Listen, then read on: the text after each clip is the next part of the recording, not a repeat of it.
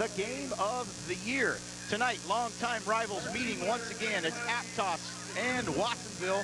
The Mariners making the short drive south on Freedom Boulevard with a record of 6-3, 5-1 in league, while the home team Wildcats come in with a record of 8-1, also 5-1 in league play. This, folks, essentially is a win or go home game. Both these teams tied for second. The winner gets an automatic berth into the playoffs, while the loser likely goes home. Let's go down now to our reporter, Kirsten Fairchild. Thank you very much, Joel and Pat. Hey, this is so exciting here on the sidelines. I wish we could get a shot of all the people trying to get into the stadium. My family were lifelong Pajaro Valley residents. This is what it's all about, Aptos and Watsonville rivalry, but especially in football and especially on this field.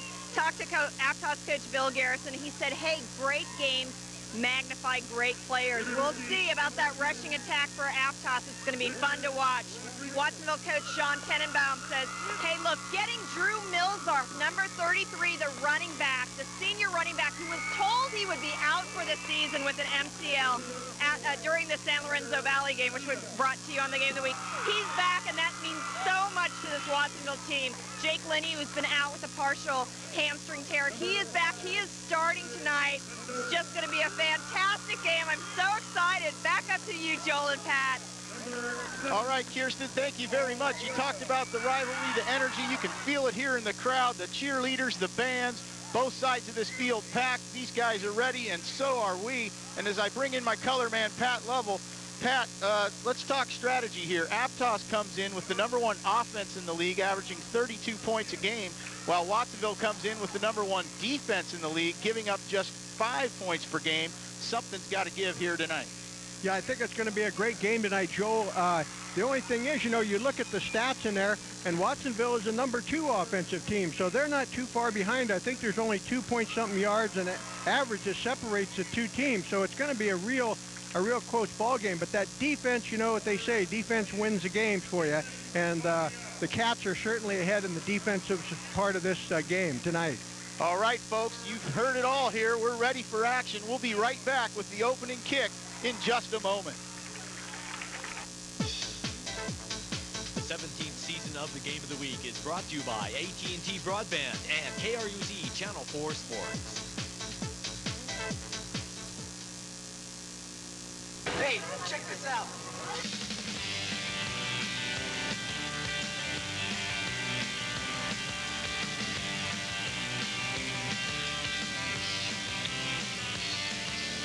Whiting Spoo's on the boardwalk. Work with friends at the beach. Flexible schedules. The league leader in employment for students and athletes. Whiting Spoo's, a fun place to work. Check out the website, whitingspoo's.com. Family owned and operated for nearly 50 years. Aldo's at the Yacht Harbor, a tradition for 38 years. My dad built this business by bringing in fresh fish and by making fresh bread, pasta, and raviolis daily. And at Aldo's Bakery, you'll find baked goods fresh every day. My family has been part of the Santa Cruz community for over 50 years. My brother and I played high school sports. Our children are also involved. We know from firsthand experience these programs help our kids develop the confidence needed to move our community into the future. Join us for good things to eat. When you work with young people like I do, you have to get to know them so you know how to motivate them. It's the same for my business, the Felton Grocery Outlet. Only here I don't have to motivate the customers. My prices will do that. I have to motivate my staff to make sure our store gives the finest service anywhere, whether I'm here on the track or here in our store. You can count on one thing. We all give 100% to our customers and to our community. Felton Grocery Outlet, giving 100% to our community is what we're all about. Your home is too important to trust just anyone. Cardiff Pest Control has been serving Santa Cruz County over 60 years with their proven techniques and top professionals. The challenge facing me is to maintain our 63-year tradition of local ownership and dependable service. When you talk to Cardiff, you talk to Me. Call us anytime. We've been here for 63 years. We're here when you need us. We are your pest solution. Welcome back, football fans. Joel Domhoff alongside Pat Lovell, getting ready for kickoff here from Watsonville High Field. And Pat, we talked a little bit in the opening about these two offenses. Defensively, what are we going to see from Watsonville? How are they going to try and stop Aptos's tough offense, which has multiple sets, multiple options? What does Watsonville do to stop Aptos tonight? Well, they're liable to stack them up there inside, Joel, to to take away that running game, because Aptos, of course, has the three great running backs on their squad this year. They have Stevens, who is leading ground gainer in the SCCAL this year with 843 yards. In sixth place is Jesse Samples, who is 625 yards, and behind him is Wagner with number 8 spot with 482 yards. So they've got a lot of potency there in their running game. They haven't thrown the ball, that well this year, but I think that what Watsonville will do is stack them up in the middle and try and take that running game away. Okay, now let's talk about the other side of the ball. When Watsonville has it on offense, what does Aptos do defensively to stop the number 2 offense in the league? Well, I think that you're probably going to see the same situation, because, Watsonville runs that option play very well. They have their two starters back in there that were injured. The quarterback Linney from Watsonville is back in the lineup, and Milzark was the #1 rusher in the league at the time, and Milzark, of course, is back now playing after that knee injury that he received in the SOV game, and he's got 478 yards, and he's coming back strong. Now, how effective they're going to be tonight, we don't know, returning from injuries. One had a hamstring and one had a serious knee injury. So if they get their offense going, plus they've got the 2 great receivers. They got the big, tall guy who can catch just about anything. So it's going to be an interesting game tonight. Now, you've seen a lot of these games over the years. Talk about the energy you've got around you here tonight. We've got yellow pom-poms going below us, a great rivalry, the bands, the cheerleaders. What type of atmosphere are we seeing here tonight? Well, the thing that gets me right now is I'm looking from the booth and I'm looking out toward the ticket booth. They're still lined up for a block outside there trying to get into this game. So I'm sure we're going to see probably a crowd of around 3,000 people tonight, which is terrific for the city of Watsonville and for the Watsonville Wildcats hosting the Aptos Mariners tonight. So it's, one of those games. It's got a lot of electricity in the air, and as you alluded to earlier, it's such an important game as far as the playoffs go, because like you said, number 2 gets an automatic berth. Number 3 has to sit and go to that meeting as a wild card, and that's going to be, quite interesting to see if we get 3 teams out of the SCCAL.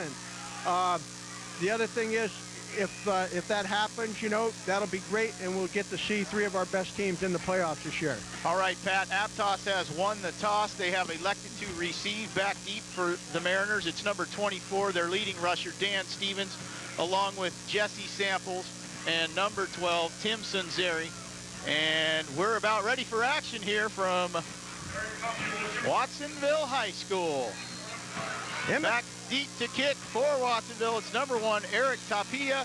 It's a squib kick, and we've got a flag down. I think we have offense on that play, Joe. I think the Cats were a little ahead of the ball. Before they re-kick it, Pat, let me quickly thank our sponsors here tonight. First of all, Scarborough Lumber and Building Supplies. Also, thanks to Whiting's Foods on the boardwalk, to the Spa Fitness Centers, to Cardiff Pest Control, to Seacliff Inn, Best Western, and finally, thanks to our new sponsor, glad to have them aboard the AT&T Game of the Week, Aldo's Restaurant. Backed up 5 yards, Watsonville will try it again. Again, it's a squib kick.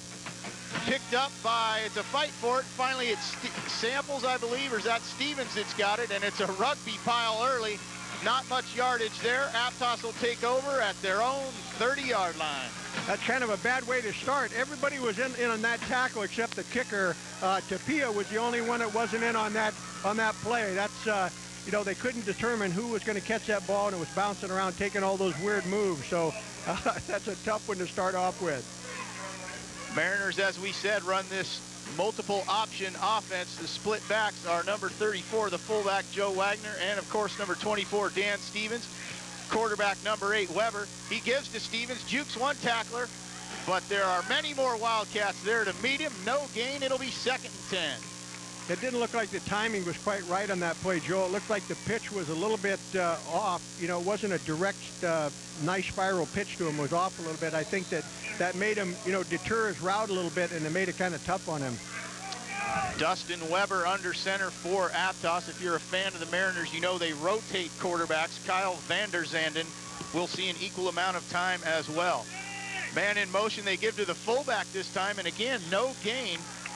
That play went to Joe Wagner, and he was tackled right at the 30, so again, it'll be 3rd and 10. Yeah, it looks like they're in a 5-man front right now, the Wildcats are, and they're stopping everything so far pretty darn well. As we said, they've only given up, folks, 51 points all season. And my math was incorrect because I assumed they had played 10 games. They've only played 9, so instead of giving up 5.1, not a big difference. They're giving up a little more than that, but still a great Wildcat defense as we've seen here early. 3rd and long, man in motion, Samples. Give is to Samples on the left side. He's got room, spins away, gets some yardage, but not enough for a first down. Across the 35 to about the 37. So 3 and out for Aptos, and they'll have to punt. Yeah, they had a little bit of running room there, but I tell you, the Cats, as they're called, they're calling themselves, their defense this year are called the Killer Bees, and their reaction to the ball, I think their overall team speed is what really helps them too. It looks like they've got tremendous overall team speed and pursuit. Back deep for Watsonville, they have 2 men back there. It's number 31, Javier Ayala, and number 21, Max McCoy. The punt is a short one, however, and they let it bounce smartly. Aptos downs it at their 36-yard line, so Watsonville will take over their first possession. 1st and 10 from their own 36. The kicker on that play was Chris Marino, 5'8", 165-pound senior from the Aptos Mariners with that punt.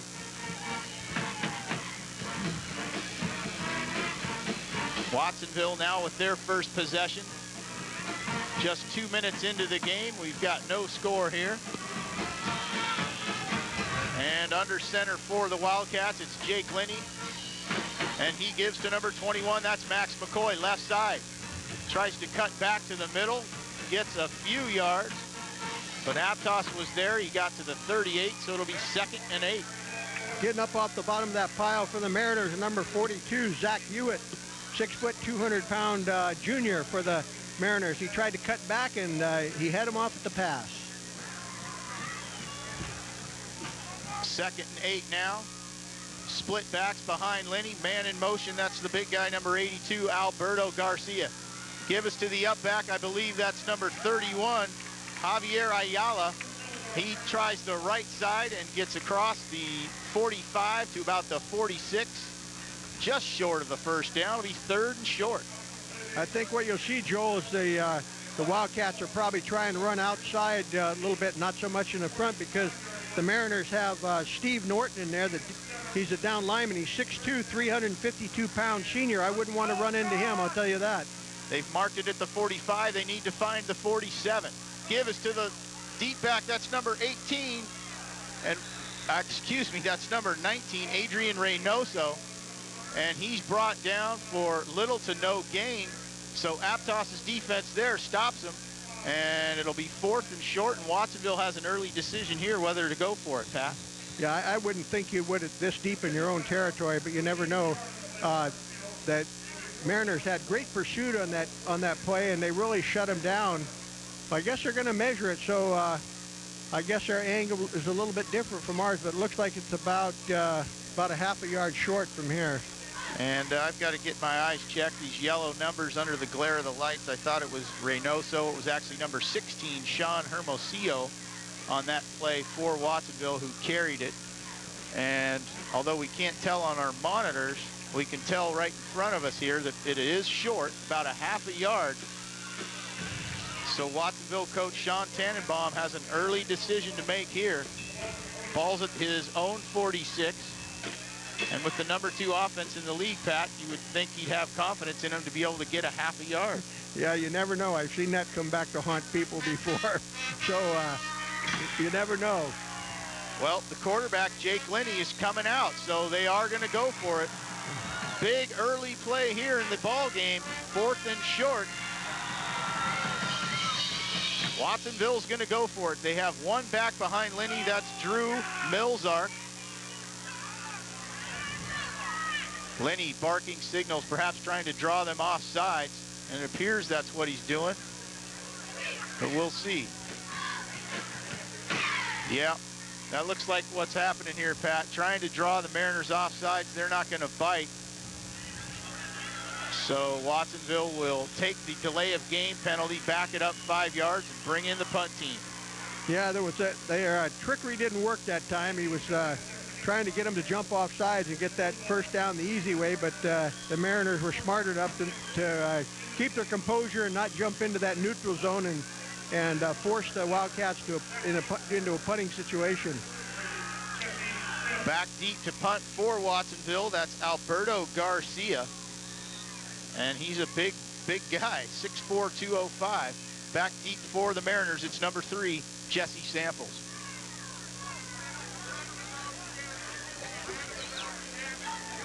Snap is good, flag goes up, and a booming kick by Garcia. Samples is going to let it hit at the 20. Takes a Wildcat bounce inside the 15, goes out of bounds at about the 12, and we'll check the penalty. But an impressive kick that time by Alberto Garcia nonetheless. It'll be illegal procedure on the Wildcats. They did not have enough men up on the line of scrimmage. So you could tell that from up here in the booth. Somebody was supposed to have been up on the line. They only had 6 men up on the line of scrimmage and got to have 7. So that's where the penalty will take them back another 5 yards. So, and that was an outstanding punt. It got a great Wildcat roll on it. It was out on the, you can see up there, out on about the 13-yard line or so, which would have been terrific for them. And now they got to kick it over. Yeah, 4th and 1 has become 4th and 11. Ball was at the 46, and now it'll be marked down at the 36. So 10 big yards here could come back to haunt Watsonville, although I'm sure their coach Tannenbaum feels like he's got the best defense and field position not quite as important for his killer bees. Samples now moves up to the 30-yard line to receive this punt as the officials try and figure out what's going on here. And as you told us earlier, Pat, the line continues outside. People still trying to get in back there. Yeah, they're checking the penalty spot here. It looks like they had them backed a little bit too far. Should be at the 36, and that is where they have finally placed it. So it took them a while, but they got it right. Yeah. So again, Garcia goes back to kick. Samples waits for the Mariners. Snap is good again. Garcia with plenty of time. Another booming kick, a bit lower though. Samples catches it at his 25. He's immediately brought down. Ball on the ground. Will they say the ground caused it? No, but either way, Aptos recovered. Number 9, Joe Pinpin, with a heads-up play because they were going to rule that a fumble. So great play by Pinpin to avoid a costly turnover there. Yeah, they were lucky on that one. That ball loose, and the guy was right on top of him. The tackler was holding the runner down, and they had another guy coming back who recovered it. I'm not sure what his number was, but that was a nice break for the Mariners. Samples caught it at the 25, was immediately drilled. Ball went down, and Pinpin got it at the 22. That's where Aptos will have it. And our first look now at Kyle Vander Zanden, under center for Aptos. Motion man Samples. Gives to Samples left side, follows his lineman, gets close to the 25, perhaps the 26. It'll be 2nd and about 6 for Aptos. They've run that play a couple times now, and they haven't gotten a heck of a lot of yardage out of it. I wonder if we'll see them put the ball up in the air here. They're passing on offense for the Mariners is 513 yards, which is just about 1/4 of their running yardage. So you can see why they keep running, trying to slam it in there. Yeah, if they're not going to stop the run, no need to throw, right? 2nd and about 7, ball at the 25. Vander Zanden has split backs behind him, Stevens and Wagner. Give that time is to Wagner. The big man goes up the middle, falls across the 25 to about the 28, so it'll be 3rd and 5. Yeah, the Killer Bees shut them down pretty good on that one. There was not much running room there at all. We can see early why they are nicknamed the Killer Bees and why they have only given up 51 points. I know it's only been 5 plays, but in those 5 plays, Aptos has about 8 yards. So it is 3rd and 4, ball at the 28. And again, it's Wagner and Stevens behind Vander Zanden. Pin in motion.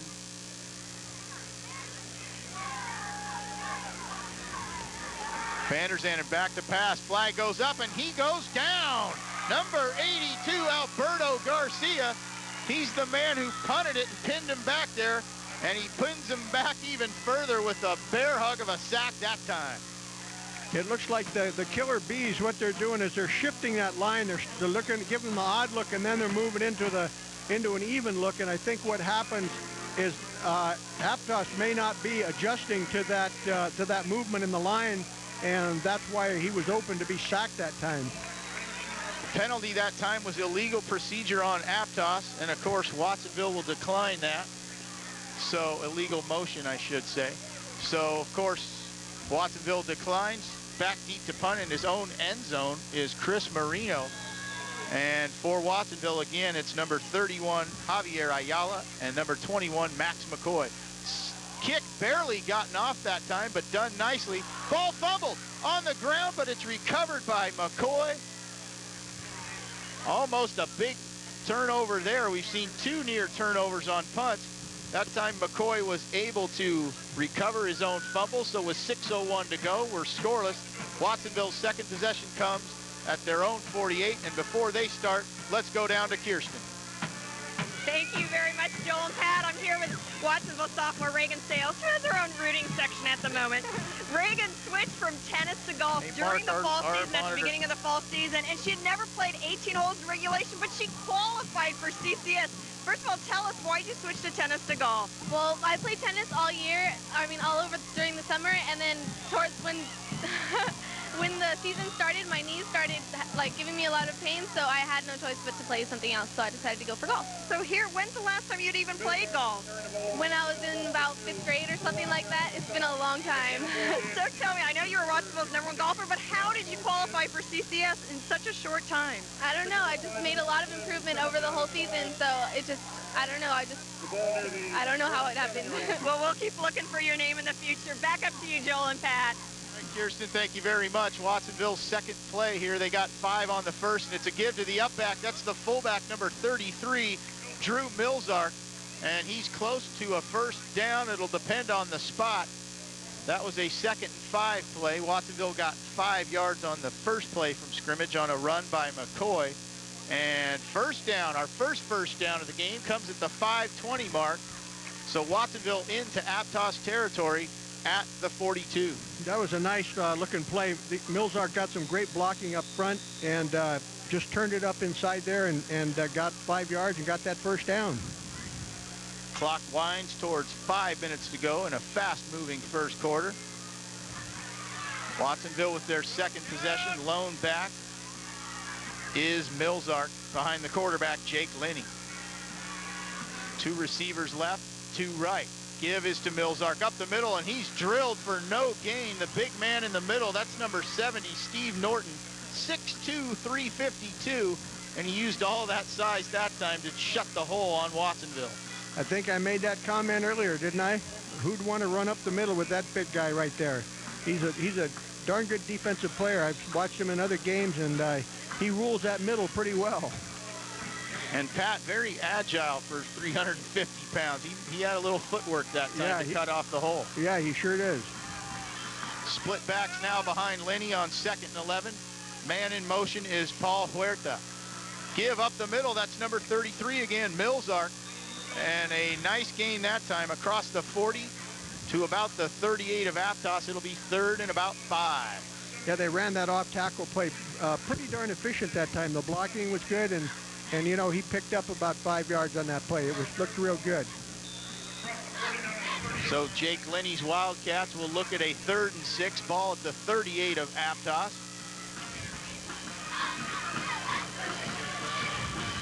It'll be split backs again behind Linney. And the man in motion again is Huerta. Give is to Milzark once again. No, it's actually a keeper by Linney. And that'll be close to a first down. He faked me out and faked out the defense as well. He needed to reach the 30-yard line, 31-yard line. So again, it will depend on the spot, but nonetheless, a nice play by Lenny. Yeah, he really made that look good. He really sucked everybody in on that pitch. It looked like he threw the ball back there, and they all keyed on Millsark, and he kept it and just kept on, churning upfield. They've run that play very effective throughout the year. The problem that I saw that they had when they played San Lorenzo Valley, of course, both of these teams losing to San Lorenzo Valley this year, was his timing on the pitch in that game was not real good, and he threw it before the runner was ready to accept the ball, and it cost him a couple times with the ball, having the ball on the ground. So, that's such a key, crucial timing play that you got to make sure that you know where your trailer is all the time, and just, don't throw it back there blind. But Lenny has showed all year long that he's a good option quarterback, and they run the heck out of that play. Well, they're about a foot short, folks, and again, they're going to go for it, although this time I'm sure they will try and run the play. Last time, as you recall, they just tried to draw Aptos offside, but with the ball inside the 35, they do, and Lenny, keeper up the middle, he bull rushes his way forward. Looks like he'll have enough for the first down if they give him the spot that he deserves, and I see one referee standing at the 30, and it is a first down, so fresh set of downs for the Wildcats as they look to score first. Yeah, Lenny's a good-sized guy, and, it takes some doing to get him down. He's 6'2", 200-pound senior, and one of the captains of the team, and he does a fine job. I think he's also a fine basketball player, and his dad, of course, coaches here at Watsonville High School. Yeah, Bob Lenny, a longtime coach here. Oh. We've got a penalty there. All sorts of movement up front, so it looks like Watsonville jumped first. They did, so it'll be first and 15 at the 35. We had number 77, Rene Munoz, was a little bit early on that play, and it'll cost the Cats 5 yards. Clock winds inside 3 minutes to go first quarter. A little trivia, Jake Lenny and I went to the same high school, but not together. And which high school was that? Sequoia High School in Redwood City. All right. All sorts of movement up front here for Watsonville.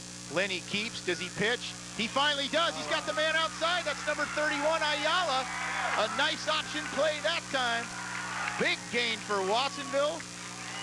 Inside the 25 of Aptos. It'll be second and short. Yeah, Lenny did a real nice job on that. He kept the ball right to the very, very end, and that's what really sets that play up nice. And he knew right where the trailer was on that one. Javier Ayala showing his speed outside, 5'10", 170 junior. And they ran that option nicely to set up this second and 3. They need to reach the 20. Lenny rolls right. He's got plenty of time. Looks to throw across the field, and the ball is tipped. Number 34, Joe Wagner, that time got a hand up. 2 receivers out there for Watsonville, Ayala and Garcia. But Wagner made sure neither one of them got to it. Yeah, I think that was Ayala that got his hand up there and couldn't quite get it. Was thrown a little bit off. His positioning was not very good either. He had his shoulders turned kind of in an awkward angle, and makes it awful tough to catch that ball because Lenny fires it pretty darn hard. We're lovely to see Alberto Garcia here, their big 6'4", 205-pound senior tight end going after that ball. 3rd and 3. And they're going to get Watsonville, I think, for movement that time. Yeah, they had the whole team moving there, Pat. Yeah. Yeah, they said, let's run the all-motion play, and they said, okay, let's do it, So 3rd and 3 becomes 3rd and 8. Again, Watsonville needs to reach the 20 of Aptos to extend this drive. Yeah, sometimes all that trickery just doesn't quite do it for you, Yeah. So it comes back to bite you a little bit. Yeah, better to keep it simple. Lenny has one back behind him. That's Millsark, 4 receivers. It's a quarterback draw. He's got to get by the first man, and he can't. I believe that's number 66, Erasmo Diaz. No, I beg your pardon, number 60, Mark Romero on the play. So it'll be 4th and 8.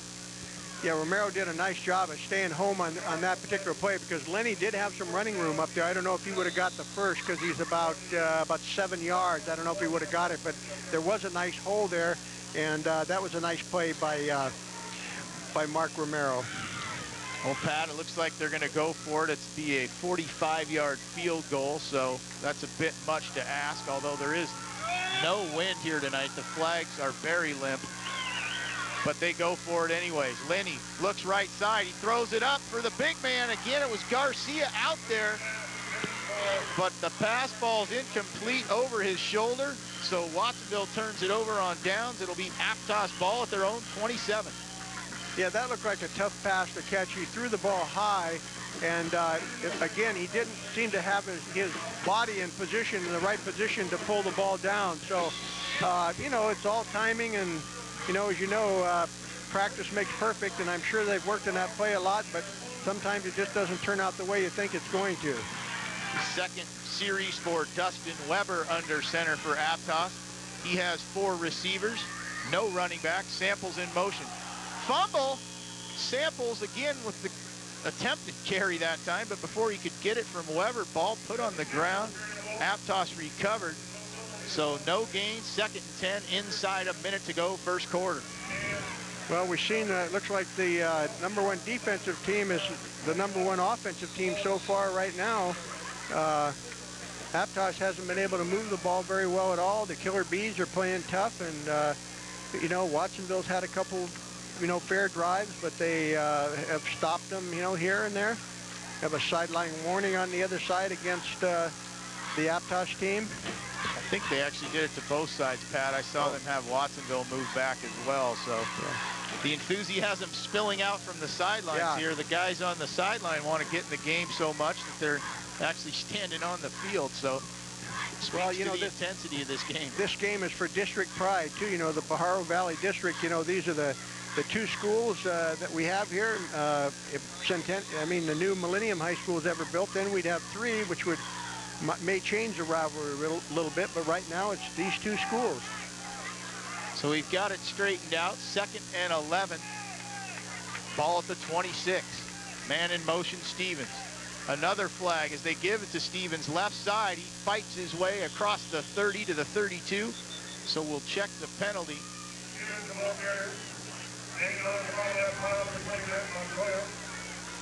Montoya on the tackle for Watsonville. And again, an illegal shift that time on Aptos. So the Killer Bees have a decision here. They could take the play, which would force a 3rd down, I believe, or the penalty would make it 2nd and long. Yeah, they're trying to decide right now what's going to be the best for them. So they took them back. They took the yardage on that one. Ball put down at the 21, and Aptos needs to reach the 37. So it's 2nd and 16. Clock winds inside 20 seconds to go. Appears as if Aptos will get one more play off before the quarter ends. Split backs behind Weber, Wagner, and Stevens. Fumble on the snap by number 8, the quarterback, Weber. Tries to fall forward to salvage something out of nothing. May have got back to the line of scrimmage, so it'll be 3rd and long for Aptos when we come back. That's the end of the first quarter. After 12 minutes of play here on the AT&T Game of the Week. Aptos nothing, Watsonville nothing. Back for the 2nd quarter right after this.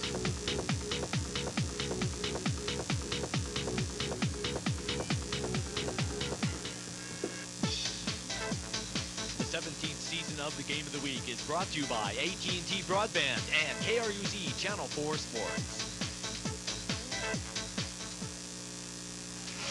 You should know that Scarborough Lumber is one of the oldest and most community-oriented businesses in our region. From Pop Warner to the new Scotts Valley Falcons to the San Lorenzo Valley Cougars and Cabrillo College, Scarborough is there providing resources and support. Scarborough Lumber and Building Supplies involved because sports helps develop leadership and responsibility with our young people.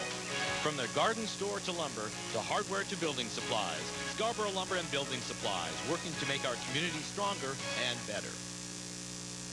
There are 2 King's Paint stores to serve you in Santa Cruz County with quality products at prices lower than box stores. He runs the Soquel store and tries to tell his brother Ron what to do. He never listens to me. Ron doesn't like to talk on TV. You'll find the best paints always at the lowest prices at King's Paint and Paper. They'll compete with anybody. Isn't that right, Ron? King's Paint and Paper, 2 great locations, locally owned for 20 years. Take me back in time, when music was music, and when asked to dance, he held you close. Take me back to Severino's, where the past has a popular new twist. Swing music, it's back and loved by the young and young at heart. Severino's has the best in live swing music with Don McCaslin and Ralston Brown. Share a dance, meet new friends. Severino's has a full bar, and Charlie, well, he's just part of the show. Enjoy a delicious meal that's sure to satisfy and relax on the warm and peaceful patio. Enjoy a little bit of the past tonight at Severino's. A good transportation system, one that can effectively deal with traffic congestion, starts with an efficient transit system. That means clean buses, modern facilities, and more frequent service. At the Regional Transportation Commission, we're partnering with the Metro Transit System to make getting around easier for you. Traffic problems are going to continue. We have to find solutions. Metro is one of those. We have to support it. Each and every day, Metro improves the quality of life for people in Santa Cruz. Metro makes a difference. If you know a kid with a terminal illness who'd like to take their family on vacation for free, call Give Kids the World. You'll never forget it. And the way the Killer Bees played that first quarter, Pat, not likely that they'll get 17 here. No, you know, I wonder if they're, you know, the Mariners might be a little nervous right now, and they'll hopefully pick it up here later in the game, but you don't know. Weber gives to the man in motion. That's Tim Sanzeri, and he's thrown down for a loss. They swarmed that time, living up to their nickname. We don't want to beat that one to death, but it was clear there that time that Watsonville sniffed it out. Thrown for a loss was Aptos, so they'll have to punt again from their own end zone. Should be good field position for Watsonville. Yeah, they really strung that play out well, just like you're supposed to. But, you know, you can't make that flat cut. You can't run east to west. You got to run north-south, turn those shoulders upfield. But there was nothing there for him. Max McCoy stands at the Aptos 40-yard line. Give you an idea of where Chris Marino is punting from. He stands on his own goal line. Snap is good. Kick is good. McCoy's going to let it bounce, and it takes a Mariner bounce across midfield into Watsonville territory. It's down at the 46. So a fine punt, and we've got roughing the kicker, it looks like, as a penalty that time. Yeah, it'll be, I'm sure it'll be the 5-yarder, I think. It's not going to be the 15-yarder. So it'll be a 5-yard penalty. They'll just move it up and kick it over again. Well, that could be a break for Watsonville, because that was a heck of a punt by Marino. Yeah. And it got a good bounce too. So even though Watsonville committed the penalty that time, yeah, that's a new. In fact, that's a new rule this year. It's either 5 or 15, and it looks like it's going to be the 5-yarder. So I think we have to wait and see if what they mark off here. I think I saw the referee put 5 up, but yeah, we'll have to check it.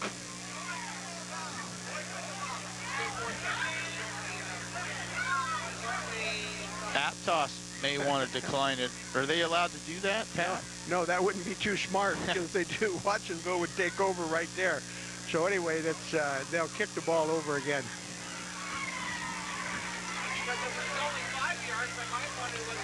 Well, there's a big debate going on. No one's sure what's going on, what to do, and now they finally are going to punt it again. So we'll see what kind of difference this makes. As we said, the ball would have been marked down at the 47. And now it's 2 men back for Watsonville. Joining McCoy, it's Javier Ayala. I hope they get that snap back there a little better. Good snap, another fine kick. McCoy, fair catch at the 48, so it's a wash, folks. That's essentially where the ball was before, so penalty does not hurt or aid either side. Watsonville will take over at their own 48. Yeah, he sure didn't give a very good fair catch signal on that one arm. He's supposed to have that arm up there waving, but, you know, the officials give him the benefit of the doubt because they want to protect the kids. You know, that's the #1 idea out there, is to protect the kids from, you know, receiving any injuries. So they're right on top of that. Lenny has good field position to work with here. He has split backs behind him. Give is to one of those backs. That's number 21, McCoy, on the misdirection, and Aptos sniffed it out. Number 50 that time, Ryan McHenry, throwing McCoy for a loss. It'll be 2nd and long. Yeah, it looks like there was some kind of a mix-up in the Wildcats' offensive line there because the back was clear. I mean, the fake was good, and then all of a sudden it just shut down. So I think there might have been a miscue with inside the lineman on that play. Javier Ayala runs in the play for Watsonville. Ball at their own 46, 2nd and 12. Lenny has Milzark behind him, McCoy in motion. Lenny back to pass, has time, he's looking deep, he's got his big man out there, but the closest to that pass was Aptos cornerback Brian Stahl, who gives up some size to Garcia, but it didn't matter that time. No, it sure didn't. He looked like he was open there just, you know, maybe a split second, but the defense was real tough on that, so they played that real well. Stahl at 5'10", 175, while Garcia stands 6'4", 205, so that speaks to the size difference, but it didn't matter that time as Stahl was all over it. Yeah. Yeah, he kept him right on the side he threw the ball to also, which was really good defensive play.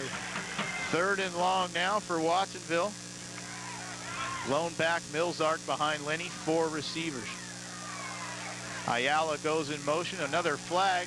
Lenny's going to look deep again. He's got a man out there, but overthrows Ayala. He had beaten his man, but Lenny just threw it a bit too long, and it may all have been moot. We'll see, because there, as I said, there was another yellow flag.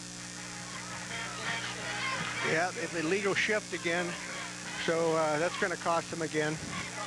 2 guys moving at the same time, so they've got to work on that play again. Like we talked about before, that motion, sometimes you have too much of it and you confuse your own players, you know. Well, they declined a penalty. It's 4th down, so they're going to punt with it's going to be 4th and about 12 to get a 1st down. So they've got their punt team in. Jesse Samples back for Aptos. He stands at his own 20. Back deep again for Watsonville to punt. It's Alberto Garcia. 10:07 to go, first half, no score from Watsonville. Snap is good. Garcia gets off another booming, impressive kick. My goodness. And what a bounce, too. It goes inside the 5, but Watsonville can't down it. Oh, my. Huge break for Aptos, because that was an impressive punt by Mr. Garcia. There's a penalty on the play. It might be illegal batting on that particular play, or one of the Watsonville players hit the Aptos player down there, so I'm not sure what it's going to be here, Joel. I'm not sure what the penalty is going to be. It's either illegal batting or fair catch interference. Yeah. The officials are huddling, trying to figure it out. Spot of first touching, I think. But regardless of the penalty, Pat, what a punt by Garcia. That was a terrific punt, yeah. How far did we say that was in the air? Well, let's see, he was standing at about his own 30, so 20 and 30 is, yeah, it's a good 50 yards in the air. Yeah, that was one beautiful punt. Looks like they're going to back him up and make him kick again, so yeah. Garcia will have another chance to show off his leg, and Samples will have a chance to do something for Aptos. He moves his way forward towards his own 20, so Garcia will really have to boom one to pin him this time.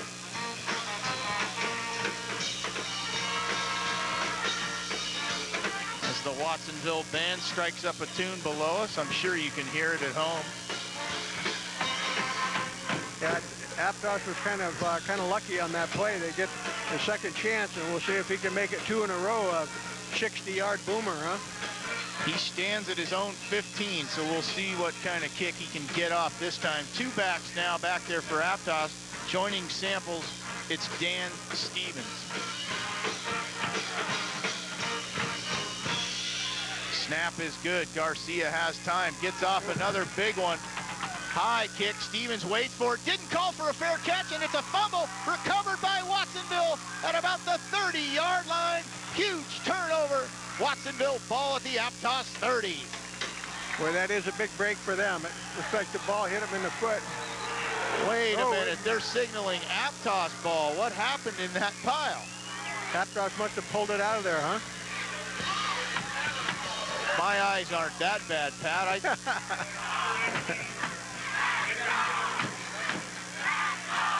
They're signaling Aptos ball. Wow.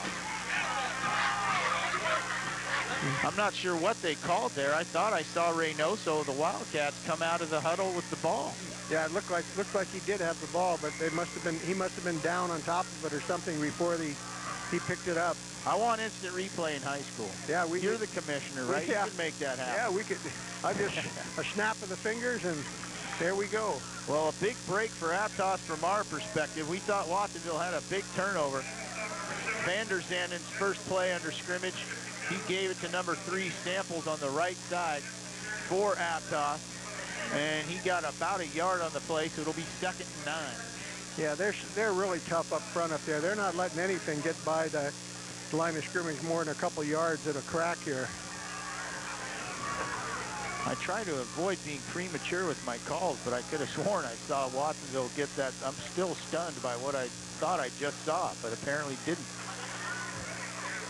Man in motion is number 12. That's Sunzeri. He keeps it for Aptos, and again, the Watsonville defense sniffs it out, and a late flag as we've got some fists flying. Number 65 for Aptos, Erasmo Diaz, the big man up front. He was part of that, along with number 4, Elier Padilla of Watsonville. So we'll see who they found. Often it's the second guy they catch, right, Pat? Yeah, that's right. You always get the second guy. It looks like it's going to be, probably be a unsportsmanlike conduct or personal foul, one or the other, and we'll have a 15 yards here, it looks like. Well, with 8:57 to go in the first half, the number 1 and number 2 offenses meeting here tonight, but defense has been the story thus far. Nothing but goose eggs on the board. Yeah, they personal foul. I guess I didn't see the player come off the field, but one of the Aptos players was kicked out. One of the Watsonville players was kicked out of the game. Yeah, it is. Number 4, as I said, Elier Padilla. He's the one that was somehow involved with that incident with Diaz. So he has been ejected from the game as he pleads his case, along with his coach, Sean Tannenbaum, on the sideline below us here. The referee. Now they just got another one. They just got another 15-yard penalty. After getting him kicked out, they just got another 15-yard penalty. One of the other Watsonville players said something, and now they've thrown him out of the game. They've thrown another 15-yard penalty. This is too bad, Pat. It's that fine line between emotion and anger, really. I was below us in the tunnel as the Watsonville team came out, and they were pumped up for this game. It's the senior night. It's a big game. You win, you make the playoffs, and as I said, sometimes that emotion can help you, but in this case, it's really hurting Watsonville. Yeah, they're going to get two big 15-yard penalties here. Number 4, Padilla out of the game, and then another one for unsportsmanlike conduct. So that's going to really hurt the Wildcats. Yeah, we're looking, as you said, at 30 yards worth of penalties. The ball was at the 30-yard line, and it's now up to the 48. So Aptos with a huge break here, and I thought they'd go further. Yes, it's not the 48. They're going to go into Watsonville territory here with these 30 yards worth of penalties. Ball will be spotted at the 37 of Watsonville. So Aptos was pinned deep, and now all of a sudden they've got Watsonville on their heels. It's an automatic first down. That's a real shame that has to happen, Joel, because what that does, that puts Padilla, if they go into the playoffs, Padilla's out probably for all the playoff games. I have to check with CCS Commissioner Nancy Lazenby to find out if he's out for the whole playoff situation or just for the one game. Ball at the 38. Appears as if we've got a timeout call here, so perhaps one of these coaches wisely wanting to calm their team down. Yeah. And we're going to send it down now to Kirsten Fairchild. Kirsten? Thank you very much, Joel and Pat. Before the game, I talked to Coach Tannenbaum, and he said besides this being a defensive game, that Watsonville is going to have to be disciplined. They can't have turnovers. They can't have penalties. Here now they have back-to-back ejections. After the first series, Watsonville players came out. They were so pumped up. They are so fired up for this game, and their coaches are like, hey, relax. You have to conserve your energy. You have to keep it under control. We'll see how this is going to hurt Watsonville, if it does, having 2 players ejected. Back up to you two. Here's Kirsten, by the way. All right, Kirsten, thank you very much. So out of the timeout, Watsonville runs forward to the line. Their quarterback is Kyle Vanderzanden. Blown back behind him is number 34, Joe Wagner. 3 receiver set. 1st and 10 at the Watsonville 38.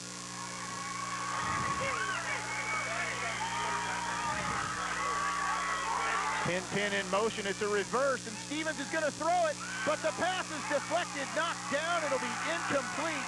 So the razzle-dazzle didn't work that time for Aptos. Sniffing it out for Watsonville. One of the tallest players on their team, Nate Kasunich, standing 6'5", and he used all of that 6'5" frame to knock that one down. Yeah, you better throw it high if he's coming in on top of you. I think that the Wildcats had that play pretty well defensed also. It looked like there wasn't any receivers running free down there, so.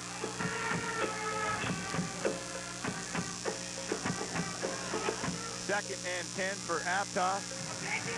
Stevens now in the I formation with Wagner in front of him. Wagner jumped and they caught it. Back him up 5 yards. It'll be 2nd and 15. Yeah, they're a little anxious on that one. People moving here and there and everywhere else, so that cost you.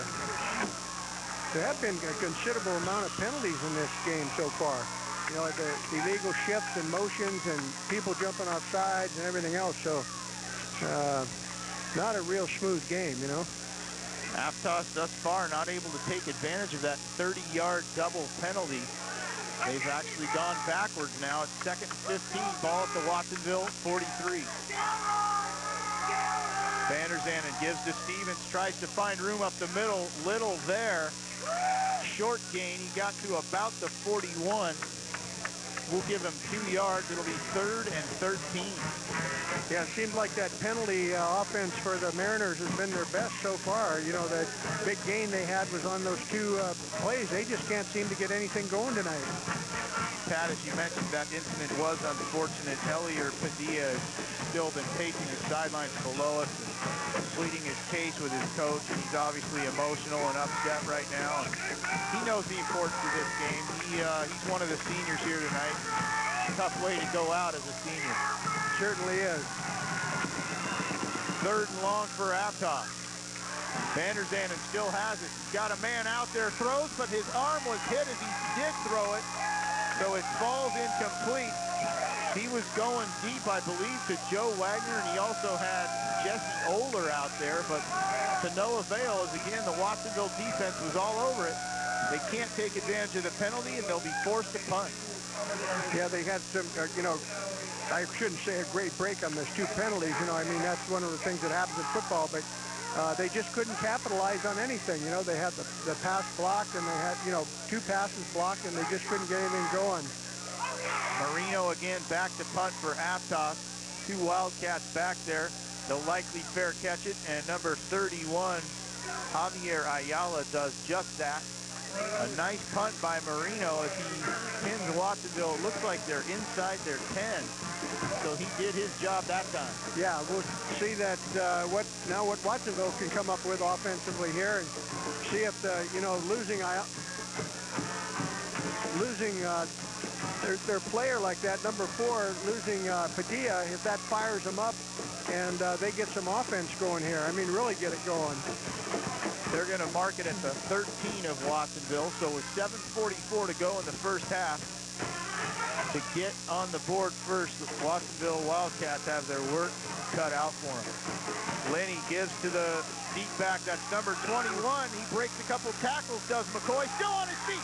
Tries to break free. Finally tackled on the ankle by Stevens. But a huge play that time for McCoy. across the 30 to the 33, first and 10, Watsonville. Max McCoy is a 5'9", 155-pound junior, and boy, I tell you, he did a lot of that on his own. He broke tackles, people had him wrapped up, he broke loose, and he showed some real style there. Impressive run for McCoy. He's a junior, trying to help out his elders in this case on senior night. As I said, he got it to the 33, first and 10. Clock winds towards 7 minutes to go. Lenny keeps this time, pitches finally outside, and a man is drilled. Oh, goodness, Paul Huerta. And that was the biggest hit we've seen tonight, one of the biggest hits we've seen all season. Couldn't catch the number of that truck that hit him. Boy, that was a tremendous hit on that. I tell you, he pitched the ball, and you're looking at the ball, and then all of a sudden there's somebody in your face that quick. I believe it was Chris Marino on the tackle, and he got all of the runners that time. That was impressive. That was a great hit. Obviously a loss on the play, but more importantly from Huerta's standpoint, does he have all of his faculties. Second and 14, ball at their own 29. Lenny on the misdirection, they go up the middle, and he was smothered before I could get his number. There it is, number 21, McCoy. He got about 5 yards. It'll be third and long. Yeah, again, they're not having a lot of success running up inside the middle there. You know, Aptos is pretty tough up there in front. They got that giant nose guard, and a couple other guys up there can play pretty tough up in there. Number 50 is Ryan McHenry, 6'2", 210-pound junior, who's playing real tough inside there for him. Lenny comes to the line, third and 10, ball at his own 33. Watsonville shifts its formation and put McCoy in motion. Lenny rolls right, he's looking to pass. He's got a man out here. He overthrows McCoy, and another big hit. That time delivered by number 42, Zach Hewitt. As McCoy went up for the high pass, he was exposed, and Mr. Hewitt took advantage. Yeah, number 21, Max McCoy is over here on the sideline. He took a good hit on that play and got the wind knocked out of him. I think the trainers have got him down here on the sidelines, but looks like he got deflated there a little bit. He did indeed. A couple of trainers standing over him. Meanwhile, back to punt. It's a high snap for Garcia. He brings it down, gets it off just in time. Samples is back there. He thought about picking it up, but he lets it bounce, and a home field bounce that time for Watsonville. Another impressive punt by Alberto Garcia, pinning Aptos inside the 15, it appears. And before Aptos starts, we'll take a quick break, folks. Back for the rest of the half in a minute. 17th season of the Game of the Week is brought to you by AT&T Broadband and KRUD Channel 4 Sports. Hey, check this out.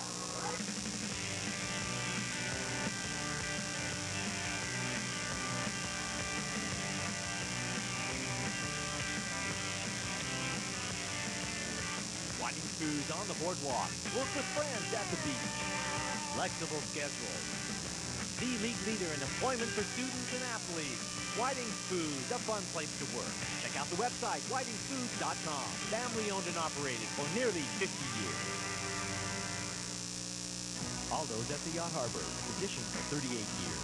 My dad built this business by bringing in fresh fish and by making fresh bread, pasta, and raviolis daily. And at Aldo's Bakery, you'll find baked goods fresh every day. My family has been part of the Santa Cruz community for over 50 years. My brother and I played high school sports. Our children are also involved.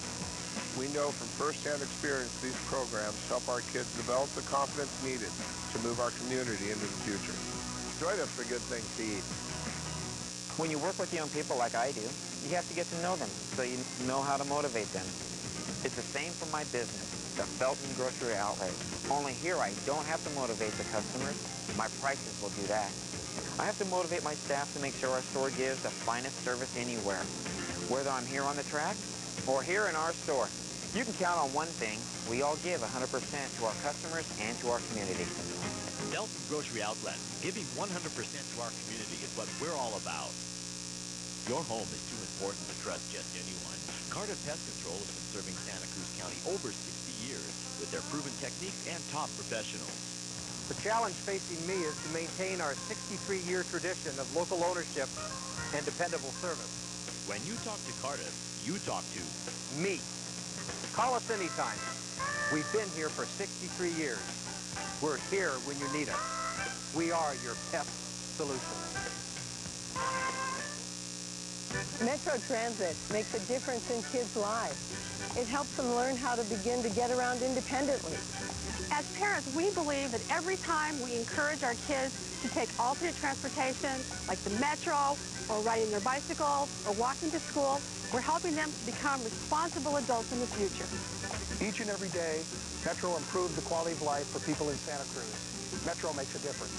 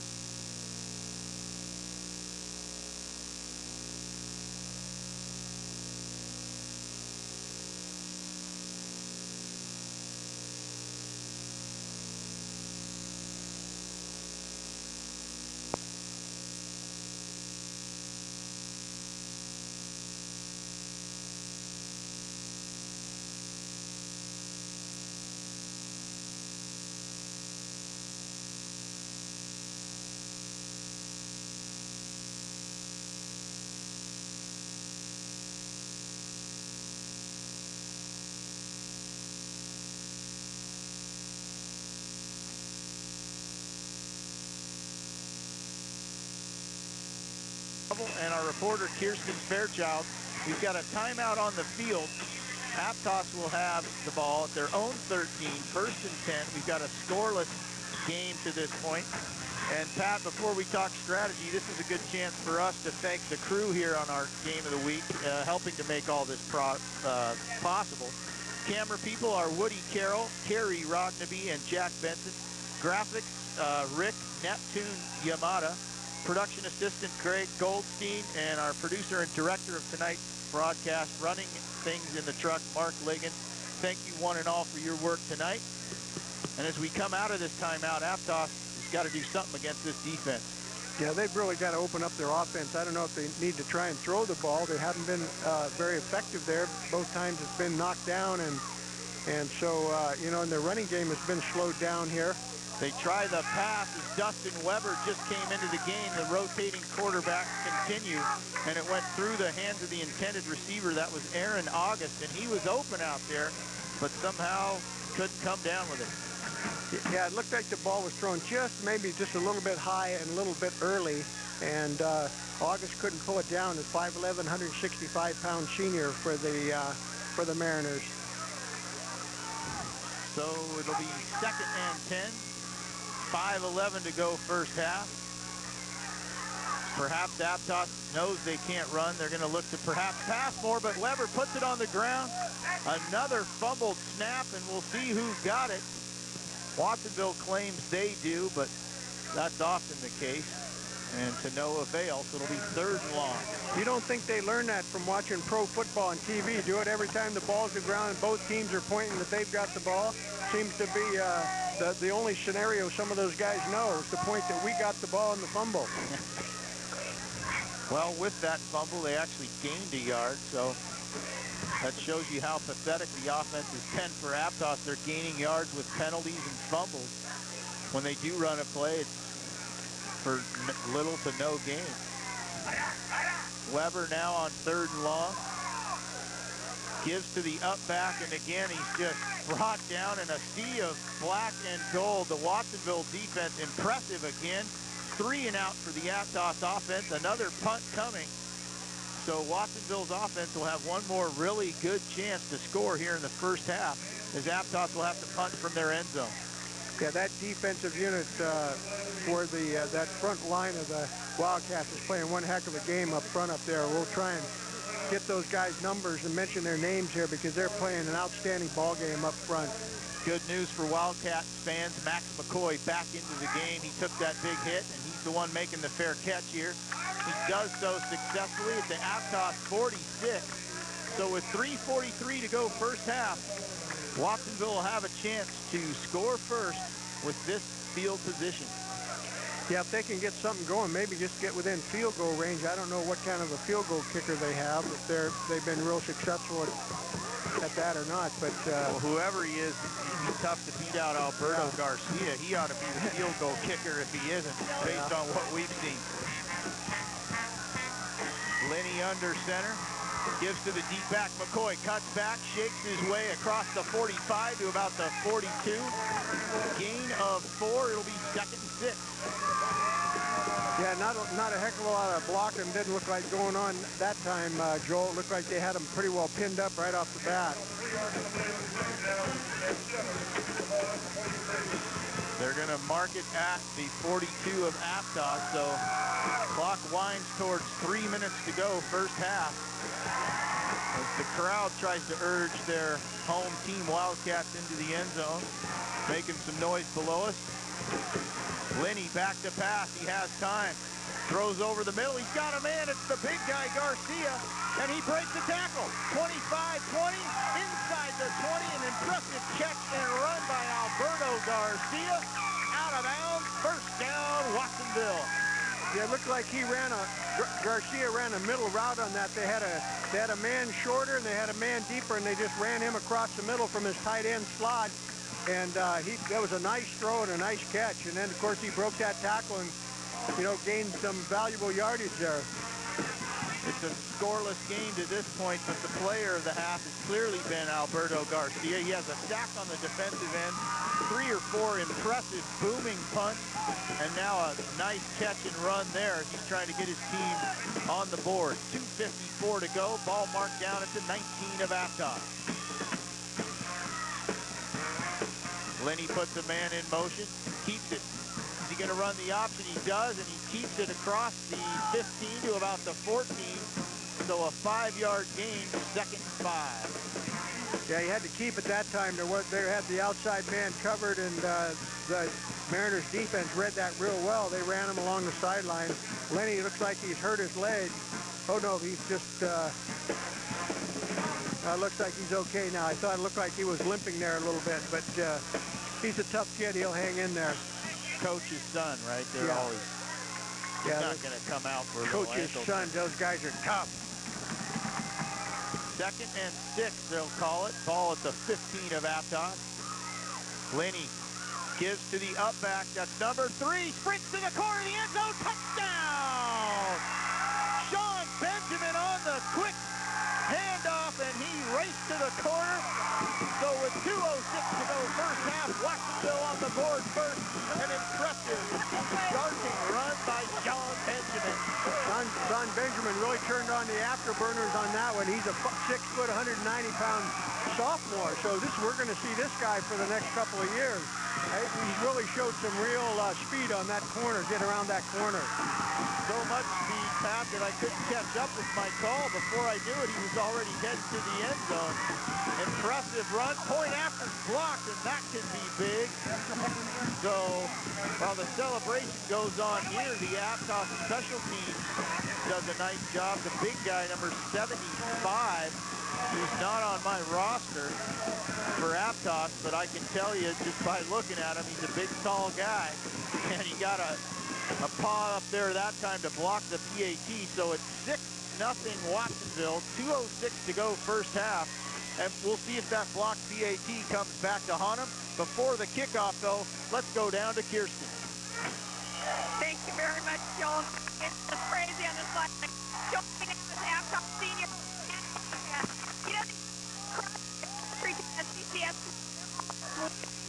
We're not allowed to come to the game, but we don't want to players here.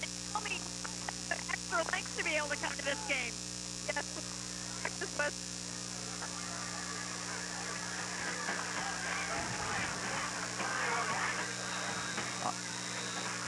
And we're having some audio problems with Kirsten on the sideline. We'll try and get that fixed. And meanwhile, you didn't miss much except a kickoff out of bounds that time. So Aptos will have 2:06 to work with, and I believe it's placed at the 40.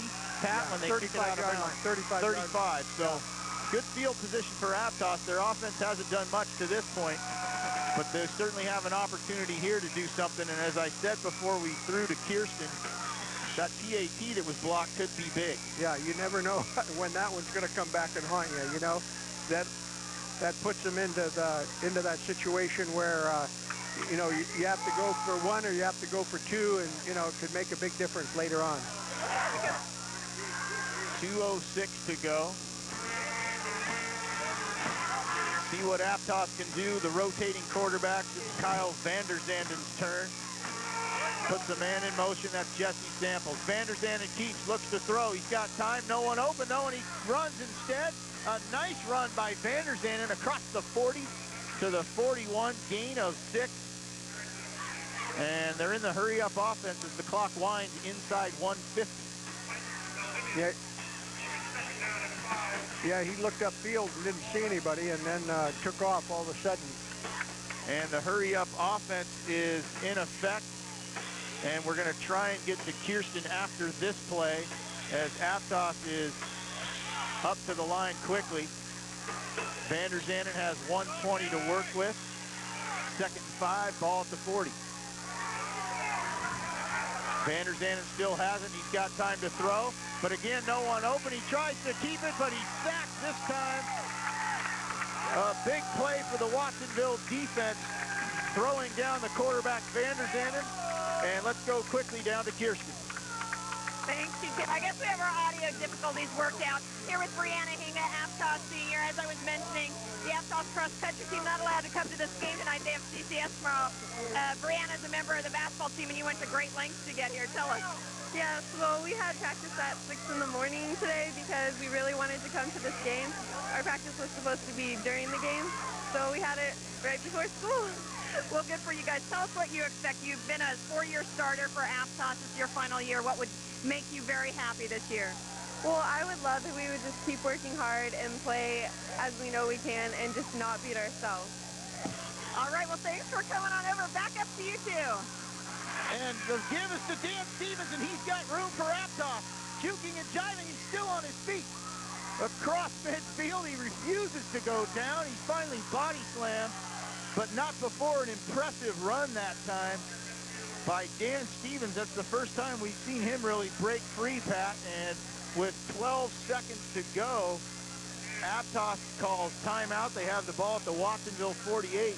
And after a big play like that, we'll have to question their strategy. Why didn't they call a timeout sooner? They let 45 seconds go off before running that play. Yeah, that is kind of different. It makes you wonder why they did do that.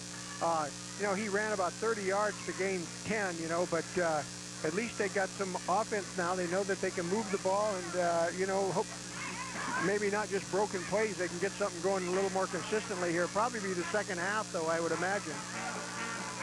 Yeah, tough break from the Aptos perspective as far as their strategy. As we look at the scoreboard, they still have 2 timeouts left. So they had a chance there with all 3 of their timeouts to really do something. Perhaps the thinking, Pat, was that if they called timeout and ran a play and didn't do anything, then Watsonville would have time to score back on. Yeah. They may figure the way they played this first half, a 6-0 deficit isn't too bad. Yeah, maybe they're happy to go in there with just 6 points and, you know, leave it at that. Well, we'll see what they do. They have 11.9 seconds to go. Kyle Vanderzanden under center. Puts Samples in motion. Reverse, and they're going to throw it back to the man out here. He was open, but his arm was hit. Number 25, Brian Stahl on the reverse. Had Jesse Samples out there, and no one within 10 yards of Samples. That could have been a huge play for Aptos. That could have been a huge play. You know, looks like Watsonville's in some kind of a prevent. Also, they got 4 guys up on the line. They've got, you know, 8 guys deeper. I mean, 7 guys back behind there. They've got 4 linebackers and three deep players there. So they're playing for the pass. So it was surprising that somebody wasn't on him before that. Likely the last play of the first half. Vander Zanen under center. And he gives to the sweeping man. That's number 22. We don't have a name for him. An impressive run nonetheless. And that's going to do it, I believe, to end the first half. So the hometown Wildcats on an impressive run by their sophomore, Sean Benjamin, on senior night, has put his team on the board. It's 6-0 at the end of 24 minutes. And we'll be back for the second half. But first, we're going to go down to Kirsten Fairchild. Kirsten. Thank you very much, Joel and Pat. Well, with Watsonville ahead 6-0, I'm joined by two of my favorite guys in the county for sure. To my right, this is Jim Latore, the unofficial Aptos man, and to my left, John Pengelly, announcer on the game of the week, and Mr. Watsonville unofficially. These two men have done so much for their respective high schools and for the Pajaro Valley Unified School District in general. Let's start, and they both have sons on the team. Let's start with Jim Latore. Introduce your son to us and tell us what you think of the game so far. Sure. Garrett is a junior, and he's number 44. He's playing outside linebacker. And the game is exactly what's built up to be. I mean, it's perfect. 6-0 at halftime. You know, I was just talking to Louis Walters as I was walking over here. You know, it's going to be a turnover, a screen pass, and someone's going to make a big play. And that's what's happened so far. And, you know, you never know what's going to happen in a game like this. You can't stop. It's going to go right down to the end, and it's going to be very exciting. And it's a great Watsonville crowd. I love coming over here. And I wish the score was different now, but you never know at the end of the game. So. You're the voice of Cabrillo College football and Aptos High football. I can't wait to get you into the booth when you retire from both of them. Tell me really quickly about your recent honor from the Aptos Chamber of Commerce. Aptos Chamber, I guess there was no one else around, so they finally decided to honor me as their man of the year. I think as we talked about it earlier, and they honored me with that. I'm like, you know, it's a victory for all the little people. You know, I'm not the guy out in front, but I'm everywhere. I'm at a lot of places in the area, and I was very honored, and it's special for me to have that kind of recognition. So it was exciting. Thanks. Well, I know you have done so much for so many people, and they're so thankful. Stay right here with me while I turn it to right here, John Pengelly. And those boos weren't for Jim Latore, in case you were wondering. John Pengelly, tell us a little bit about your son in the game so far. Number 55, Nick Pengelly, also plays outside linebacker, but unfortunately plays behind Albert Garcia. So this year has been a learning experience. But to be a part of what Sean Tannenbaum's doing at Watsonville High School, both inside the lines and outside the lines, is exciting, and I'm glad Nick's a part of it. Now, you play some great tunes. This is a DJ before sporting events. You do a great job. Tell us a little bit about what you think about the game so far. Well, the game is a classic. It goes back to 1969 when our senior class split and half of them went to Aptos High School. And for 31 years, Aptos and Watsonville has been the big game, like Cal and Stanford. And just like Jim said, anything can happen at any time, regardless of the records coming in. This year we have a classic matchup, and it's just great. I think Billy G over on the other side said it best this week. This is what high school football is all about. Well, thank you very much, both of these gentlemen. I really appreciate it. Hey, Watsonville's ahead 6-0, but who knows what could happen in this second half? We'll come right back with the second half of the game of the week. Don't count out, baby. Right on, Joe.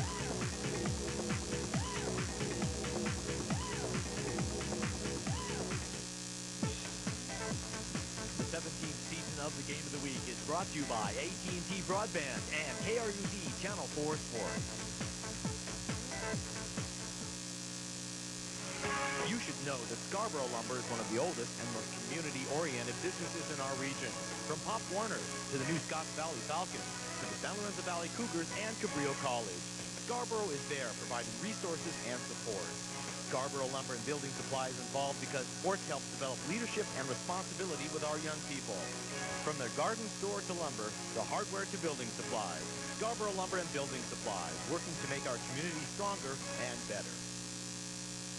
There are 2 King's Paint stores to serve you in Santa Cruz County with quality products at prices lower than box stores.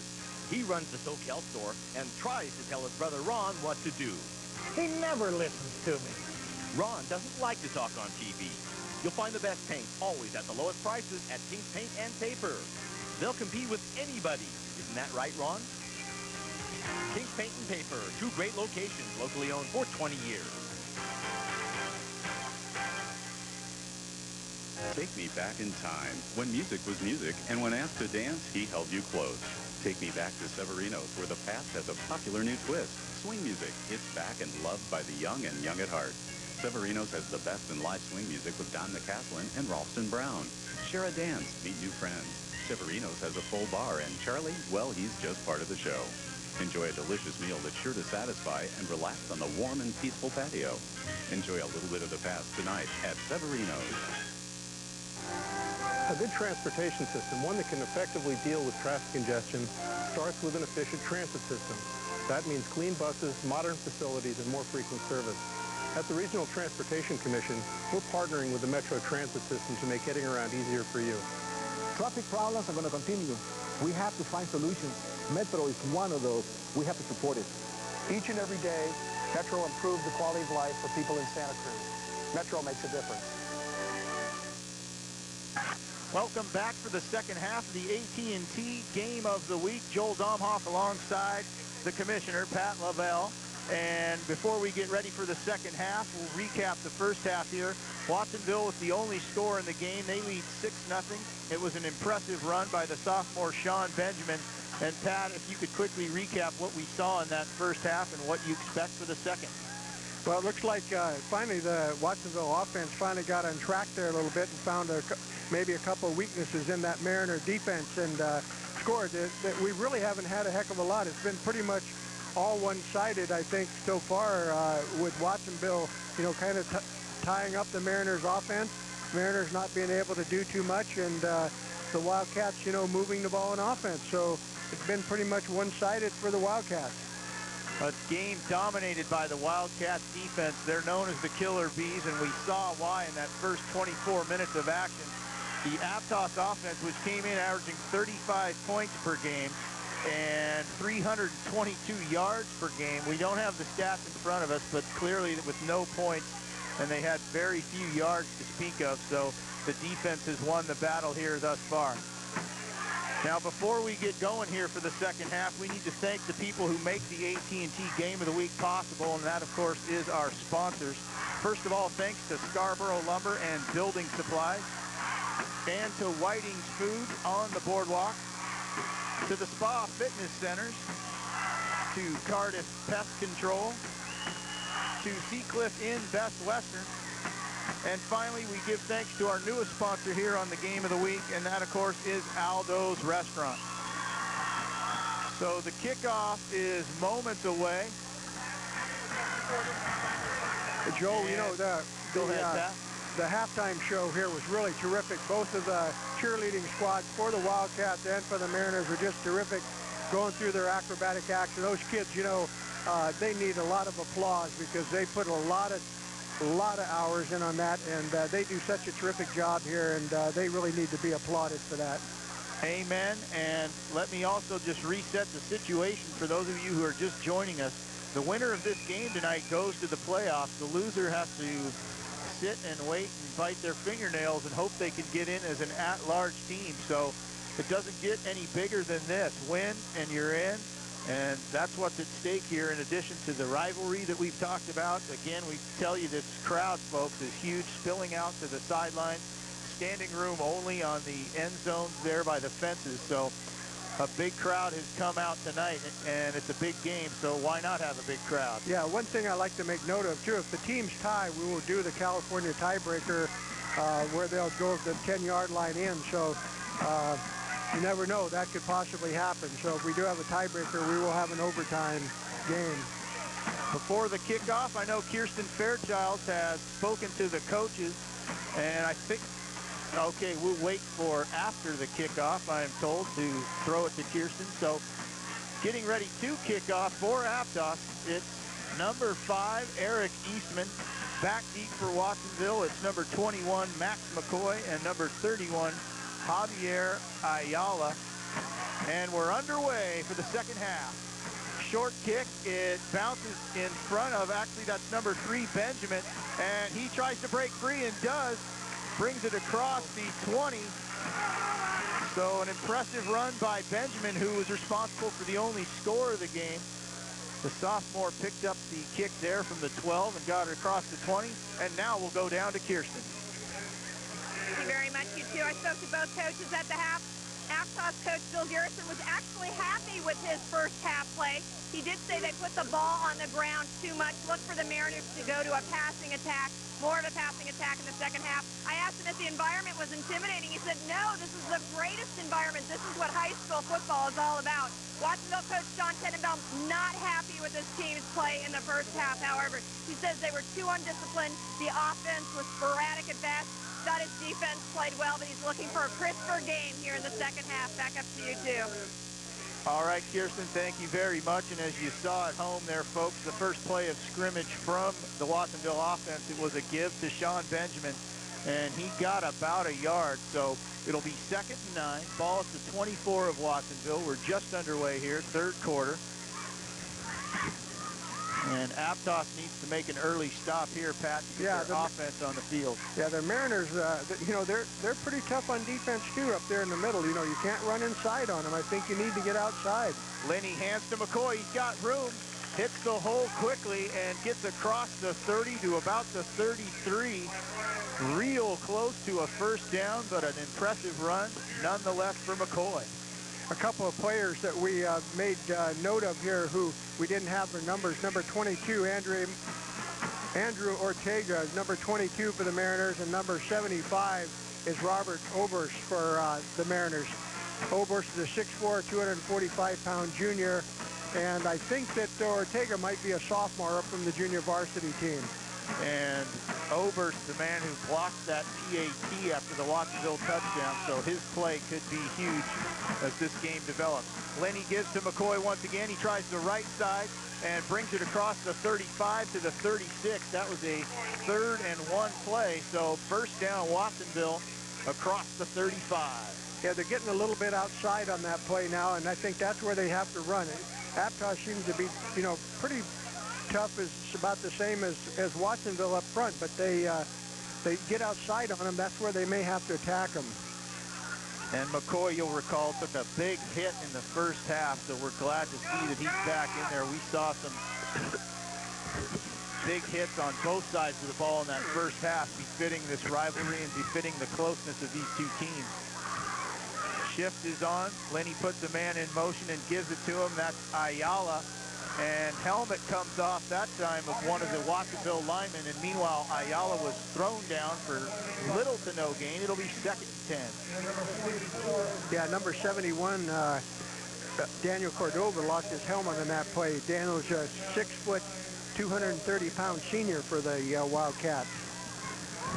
Aptos, as you see, even though it's a road game for them, they're in traditional home white as Watsonville elected to wear their black and yellow uniforms here at their own field. And as we said, a yard on the play. Ball to 37, 2nd and 9. Clock winds towards 9 minutes to go, third quarter. Watsonville has the ball and a 6-0 lead. Lenny back to pass. He looks to throw a screen, and out there he's got a man. Benjamin cuts back, but he's brought down before he could do much damage. Number 44 over there for Aptos was Garrett Latore, and he had help from Zach Hewitt, and they stopped Benjamin for about a 2-yard gain, so it'll be 3rd and long. Yeah, Hewitt and Latore sniffed that play out right away. I mean, he wasn't going anywhere. Again, like I said, you know, that flat pass along the line like that, not going north and south, going east and west, you're not going to get a heck of a lot out of it. You got to get those shoulders turned upfield. And we've talked about how impressive Watsonville's defense has been, but Aptos is showing us something on that side of the ball as well. 3rd and 8. Ball at the Watsonville 38. Man in motion, number 21, that's Max McCoy. Lenny looks to throw. He's got pressure, but he gets it off. He's got McCoy out there and overthrows him. He was open, was Max McCoy, and just a yard too long was the throw. McCoy had beaten his man. He had nothing but real estate in front of him. He would have likely taken it to the house, although he had to dive because of that throw. So Watsonville forced a punt. Yeah, that was a real shame that he didn't get it out there just perfect, because he did have running room. If he would have caught that, he was off to the races. Impressive first half by Alberto Garcia punting the ball for Watsonville. We'll see if he can keep it up here to open the second half. Again, it's Jesse Samples back deep for Aptos. Garcia, the snap is good, and that one's high, not as far, but very, very high.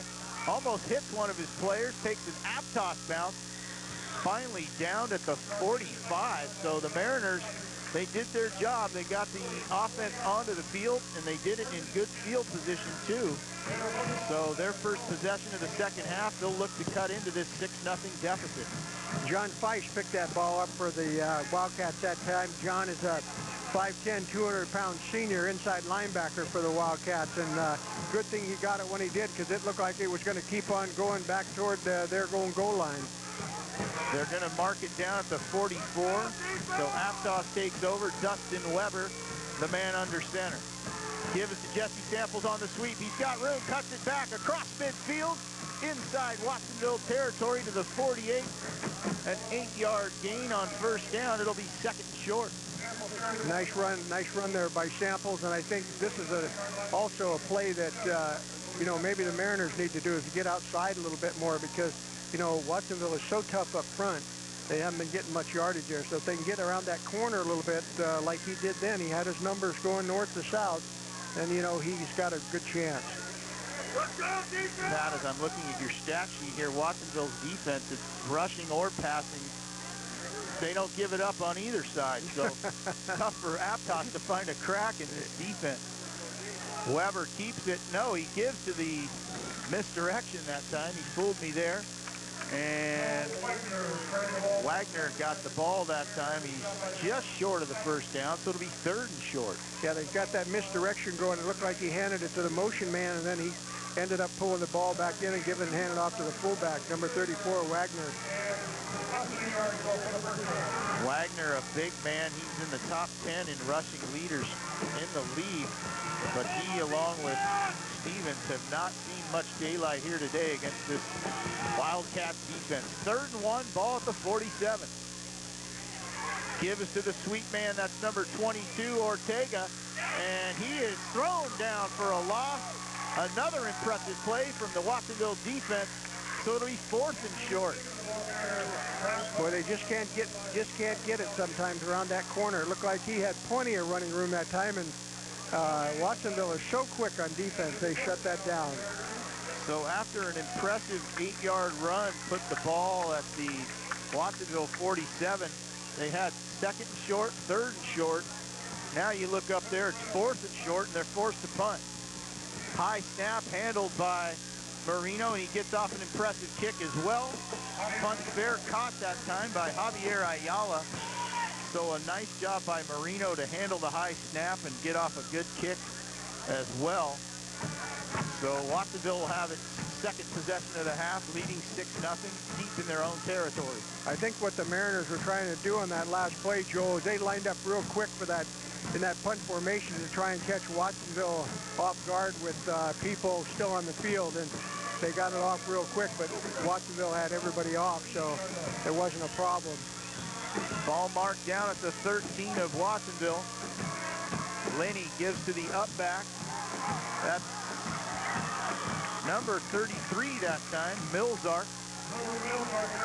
An impressive run that time. Looks like Milzark may have, shaken off that injury, and, he seemed like he's running pretty well.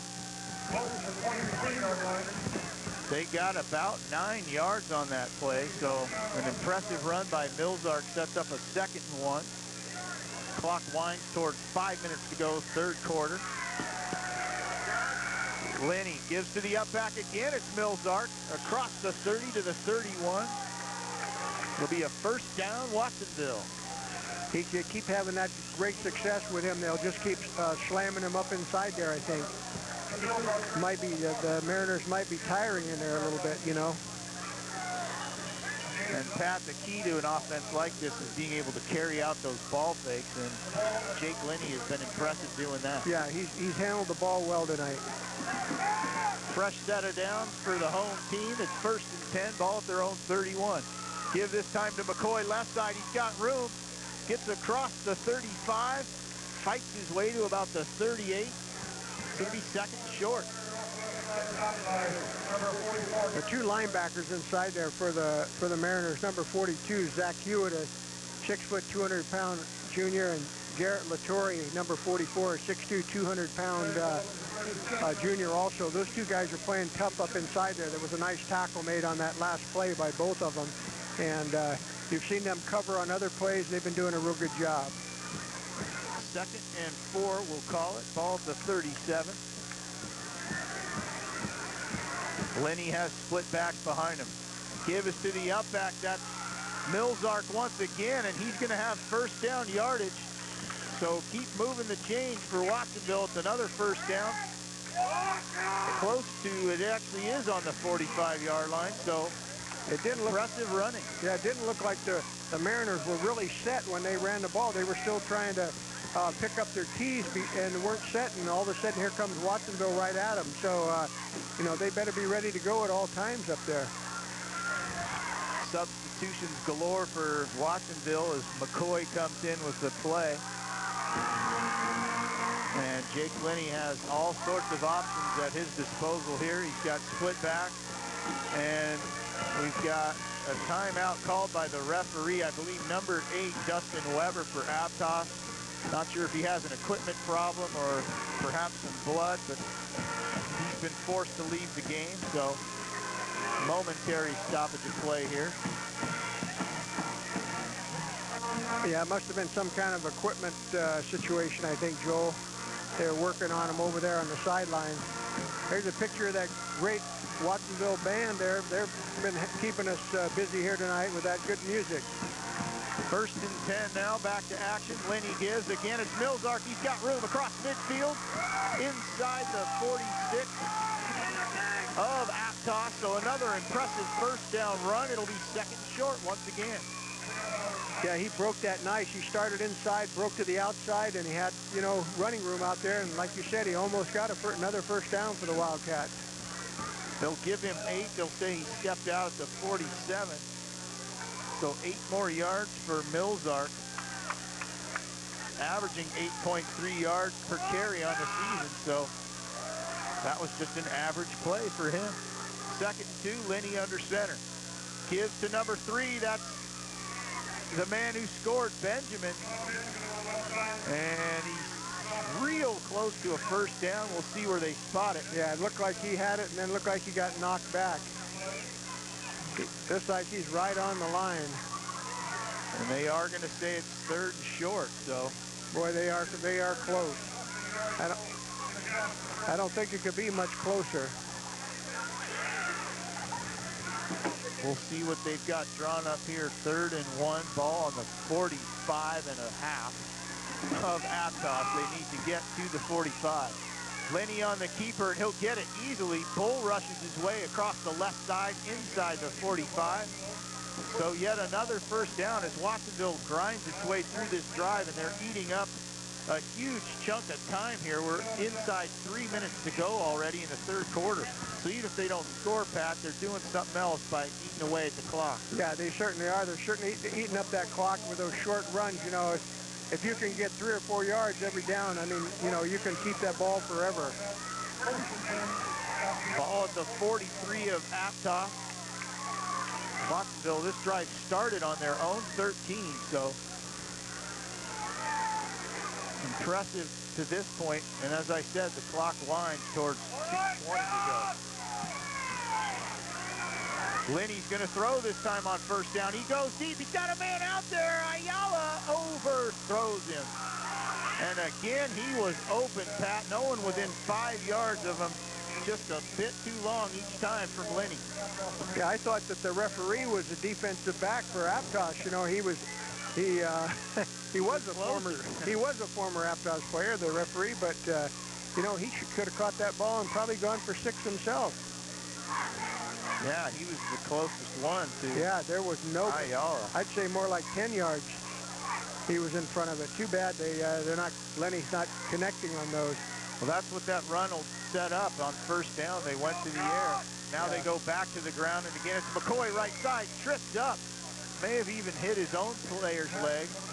Before he went down, though, he got some yardage, about 6, so it'll be 3rd and 4. I don't know what Aptos is doing on this, Joel, but it looks like they're confused. They're still moving when the ball snaps. They're not set. They're not in their set positions yet. I don't know what they're keying on, but when Watsonville comes up and goes quick like that, Aptos is having a hard time covering the play. All these substitutions, too, by Watsonville, perhaps leading to that confusion on the Aptos side of the ball. 3rd and 5, ball at the 38. We're inside 2 minutes to go, 3rd quarter. Lenny puts a man in motion. That's Alberto Garcia. On the option, he pitches to the deep man, Benjamin. He's got room right side, breaks the tackle, gets inside the 30-yard line. Yet another first down and another impressive run by the sophomore, Sean Benjamin. Yeah, that was a great play. You know, Lenny had the trailer right there. You saw him look at him. Nice pitch on that play and turned it right up there to get that first down. They're going to mark the ball at the 29 of Aptos. And again, a fresh set of downs. We're going to be inside a minute to go in the 3rd quarter when this play is done. So Watsonville really putting the pressure on Aptos here. And if they score, it could be the end of the game. Lenny puts a man in motion.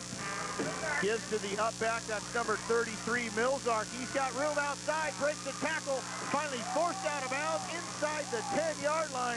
Another first down, another impressive run, and Watsonville's knocking on the door. Milzark did a nice job, and they pinned the defensive end inside. He dipped in to get him to come inside, and then he busted to the outside, showed some real speed getting around the corner on that, and made a really nice run down to the 10-yard line, 9-yard line. You see that crowd here on your screen waving enthusiastically. We'll get a shot of them if Watsonville takes it in here, because if they know their team, they know they've got a tough defense on this side. 2 scores out of Aptos would be a lot to ask at this point of the game. Ball at the 9-yard line, 1st and goal. Lenny gives right side, McCoy tries to get outside, cuts it back, spins his way in, dives for the goal line, and they're gonna put him down just outside the goal line. Impressive run by Max McCoy. Boy, he broke a couple of nice tackles there, didn't he? I mean, he hit him and bounced off and then took on the tackler and broke through free and almost went in to score. Got to be real close. Impressive run as he sprinted to the outside and then took the hit and spun and fell and lunged towards the goal line to no avail. They're going to put it down at the 1-yard line, and that's where it'll be to start the 4th quarter. So at the end of 3 quarters, a fast-moving 3rd quarter, dominated by the home team Wildcats. They lead 6-0, and they'll look to add to it to start the 4th quarter when we come back right after this.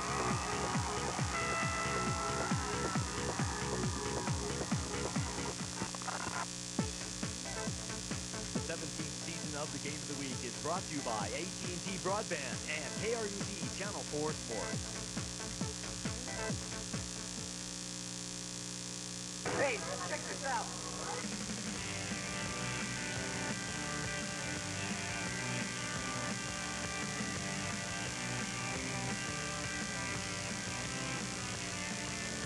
Winding Spoons on the boardwalk. Work with friends at the beach. Flexible schedules. The league leader in employment for students and athletes. Whiting's Foods, a fun place to work. Check out the website, whitingsfoods.com. Family owned and operated for nearly 50 years. All those at the Yacht Harbor, tradition for 38 years. My dad built this business by bringing in fresh fish and by making fresh bread, pasta, and raviolis daily. And at All Those Bakery, you'll find baked goods fresh every day. My family has been part of the Santa Cruz community for over 50 years. My brother and I played high school sports. Our children are also involved. We know from first-hand experience these programs help our kids develop the confidence needed to move our community into the future. Join us for good things to eat. When you work with young people like I do, you have to get to know them so you know how to motivate them. It's the same for my business, the Felton Grocery Outlet. Only here I don't have to motivate the customers. My prices will do that. I have to motivate my staff to make sure our store gives the finest service anywhere, whether I'm here on the track or here in our store. You can count on one thing. We all give 100% to our customers and to our community. Felton Grocery Outlet, giving 100% to our community is what we're all about. Your home is too important to trust just anyone. Carter Pest Control has been serving Santa Cruz County over 60 years with their proven techniques and top professionals. The challenge facing me is to maintain our 63-year tradition of local ownership and dependable service. When you talk to Carter, you talk to me. Call us anytime. We've been here for 63 years. We're here when you need us. We are your pest solution. Metro Transit makes a difference in kids' lives. It helps them learn how to begin to get around independently. As parents, we believe that every time we encourage our kids to take alternate transportation, like the Metro, or riding their bicycles, or walking to school, we're helping them to become responsible adults in the future. Each and every day, Metro improves the quality of life for people in Santa Cruz. Metro makes a difference.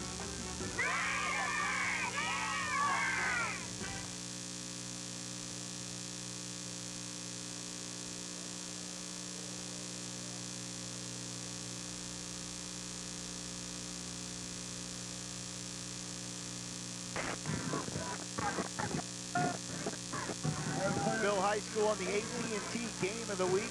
The home team Wildcats with a 6-0 lead, and they're trying to add to it. Joel Domhoff alongside Pat Lovell. Glad you could join us for senior night here at Watsonville High. The first place, Lenny on a keeper. He's hit once, stays on his feet, and brings it in. Oh, and he throws a kick there, not necessary, but it's a touchdown nonetheless, and Watsonville leads 12-0. Yeah, it looked like Lenny, somebody had hold of his leg and he just pulled his leg away. It looked like he was almost like he was taking a kick at somebody, but he pushed it in there. The big guy got over the line, got that ball over that end line there. Impressive run that time, Pat, as he was hit initially but did not go down. He kept his legs moving and was able to churn his way across. So with that 12-0 lead, and after that blocked extra point on the first touchdown, they'll go for 2 here to make it a 14-0 game. They need to get 3 yards for those 2 points. We'll see what they have. Lenny puts a man in motion. That's McCoy. Give it to Millsart. No, Lenny keeps it. He tries to get outside. He dives for the goal line, and he's in. 2 points. Jake Lenny doing it all. An 8-point start to this fourth quarter, and it's 14-0 Watsonville. Yeah, they look good on that play. That was a real good effort there by Lenny. You know, he had somebody right up in his face, and he just took the ball and dove down into the end zone and scored that 2-point conversion, which is a huge 2-point conversion. You get the sense now, Pat, that it's a real tough battle now for Aptos to get back into this thing. Yeah, with Aptos really backed up now. I mean, they got to come out, you know, fighting and clawing and everything else to get back in this ball game because, you know, it's not looking good for them right now. So they've got to really get their backs going. They got to get Stevens going, and they got to get those samples, and they got to get Wagner in there going because their passing game has been almost totally ineffective. So they've got to get, you know, they got to get something going here, but they need to do it with those running backs. Might even see some more. We've seen a couple of trick plays attempted by the Mariners, and perhaps that may be what they have to go to as well, because the conventional stuff certainly has not worked against this tough, as advertised, Wildcat defense. Now with a 14-point lead, they can really go at it. A good place to start for Aptos would be to get a good return and back deep to try and give it to him. It's number 24, Dan Stevens, along with Tim Sunzeri. And it's a chip kick by Watsonville. Goes out of bounds, so risky play there. That'll give Aptos great field position. Yeah, they tried the little pooch kick to see if the ball would spin back to them, and they had a good chance of getting the ball in an onside kick. So now they'll take the ball right at that particular spot because it's even in front of the 35. So you actually have 3 options on that play: to take them back 5 yards, to take the ball at the spot where it went out, or start them on the 35-yard line. So they're going to have them. They're going to have them kick over. Jesus, I mean, boy, I think I would have taken the ball right there. They must want to. They must want to force them to you know, make them kick it to Stevens here, Pat. I question this decision too, but we'll see what happens here as we go back to kick once again. And again, it's Eric Tapia to kick for Watsonville. I don't think we'll see the same kick, do you? No. Hey, that shows you what we know. It's an onside kick. Did it go 10 yards? That's the only question. The referees don't know. There goes the flag. All sorts of confusion here. And while they sort it out, let's go quickly down to Kirsten. Thank you very much, you two. I'm joined by Watsonville Senior, the #1 tennis player on the Wildcats tennis team. This is Elena Guillen.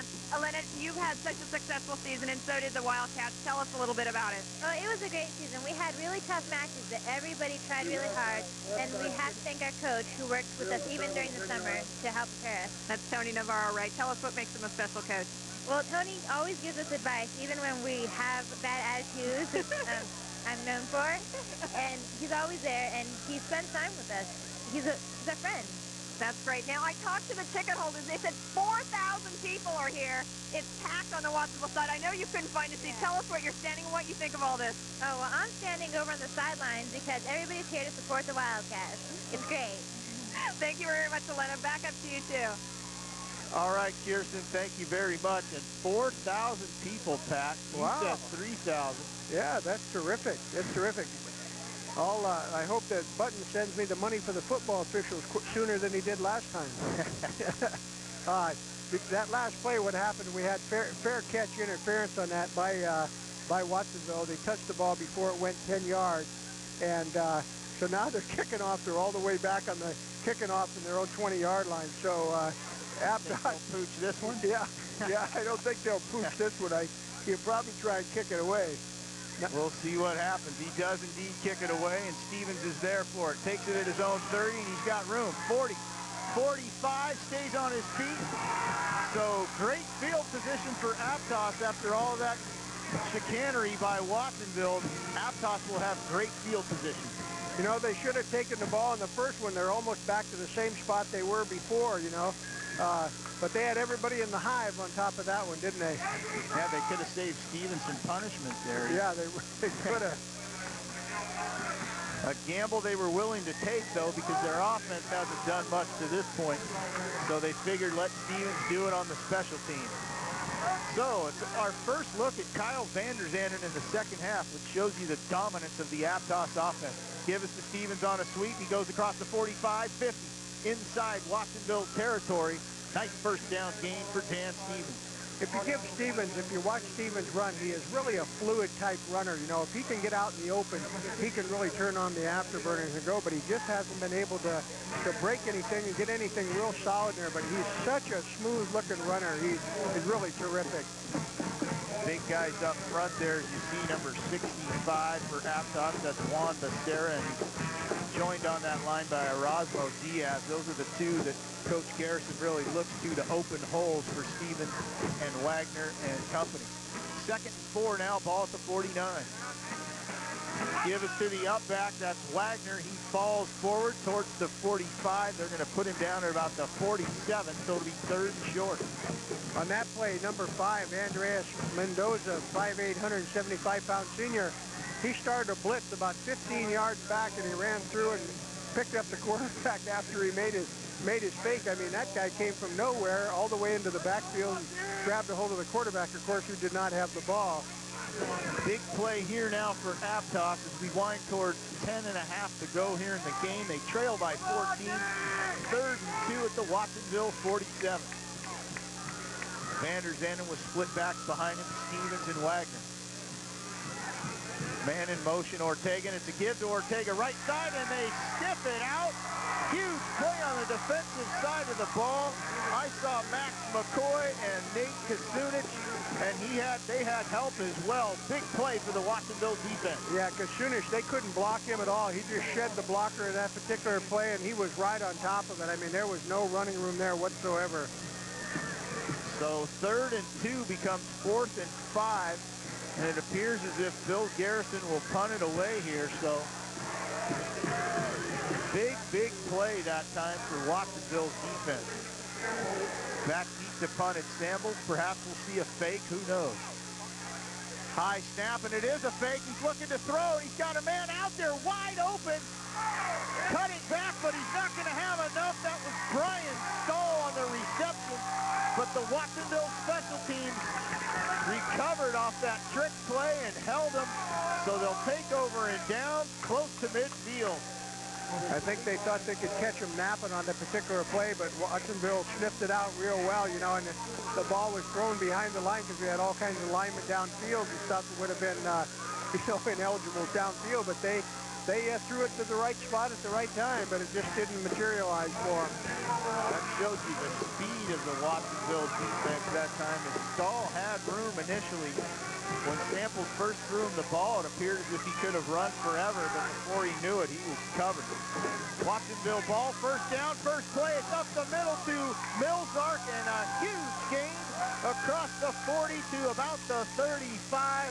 Big play for Watsonville on first down. Millsark has really turned it up a notch the second half. I mean, they're using him so effectively now. I think if you see another score here by Watsonville, you're going to see a few people leaving this place. They're dominating pretty well. I wouldn't blame them. Clock winds towards 9 minutes to go. Ball marked down at the 37. Well, apparently they thought that Millsark went down a bit early on his knee. I thought he got inside the 35. And while this is going on, the Watsonville coaches are screaming for a timeout. They finally get it. So with 9:05 to go in the game, Watsonville with a 14-0 lead.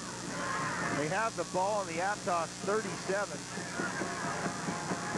You know, the coaching staff here, you know, have been around for quite a while. You know, Bill Garrison and his staff with his assistant coaches, Mark Dorfman, who's the athletic director also, Bob Rawls, John Perfumo, and Paul Whitfield are their coaches. They've been around for a good number of years together. On the other side, with the Wildcats, Sean Tannenbaugh is their head coach. This is his third year as a head coach, and he has assistants Mike Palmer, Dave Button, and Carlos Rodriguez. And before we begin play, down to Kirsten. Thank you to Pat. I know you recognize this young man. This is Peter Borba, a 2001 graduate of Watsonville High, a member of the football team and the wrestling team. You had such a fantastic year last year. Fill us in. I'm over at the University of Bakersfield, wrestling, Division I wrestling. It was either football or wrestling, so I chose to wrestling. I really enjoyed the competition and the physicalness of it. Just came down today just for the game. I think it's great. I'm very happy for these young people. I know I played with all these guys, and I think they're great players. Very great. Coach Tannenbaum, I've always liked Coach Tannenbaum. Me and him, we kind of we used to get at each other, but it was all right. He's a great coach. Nice to come back as a college student, and get to say something like that. Fill us in on how your wrestling went as a high school senior. Wrestling as a high school senior, I was trying to work out as hard as I can. Gus Paws and all the other coaches were just awesome, just really awesome to wrestle, to practice with. You know, I have a dummy, Adam, who's in the room, and I guess he had a spring on the back, and what happened is by the end of the season, I broke the spring in half. So it was kind of hard, but I loved to wrestle. It was great. In college, Pat, I know you think the world of this young man. Back up to you too. Well, Pat was just telling me the story of that young man, and we'll get to it in a minute. But first, again, it's McCoy on the carry. As you saw on the previous play, he got the ball down to the 26, had a really impressive run. That time, Aptos sniffed it out, threw him down for no gain. But back to Kirsten's guest there, Pat, you had told me his story earlier. Yeah, Daniel Borba was quite a story. You know, he had brain surgery and came back after brain surgery and played for the Wildcats during the football season. He also wrestled, was a CCS champion, and was right there and knocking at the door at the state tournament, you know, and he just had a great senior year, great senior year, and he's down at Cal State Bakersfield wrestling for them, and he's doing a great job. Back to action now as the clock winds towards 7.5 to go. It's a 2nd and 9 for Watsonville. Lenny has Milzark behind him. Give us to Milzark, and they're going to throw him down for a loss. First man to get him was number 14, Chris Marino, and then he had help. So a big play there for the Aptos defense. Well, Kirsten was doing her interview.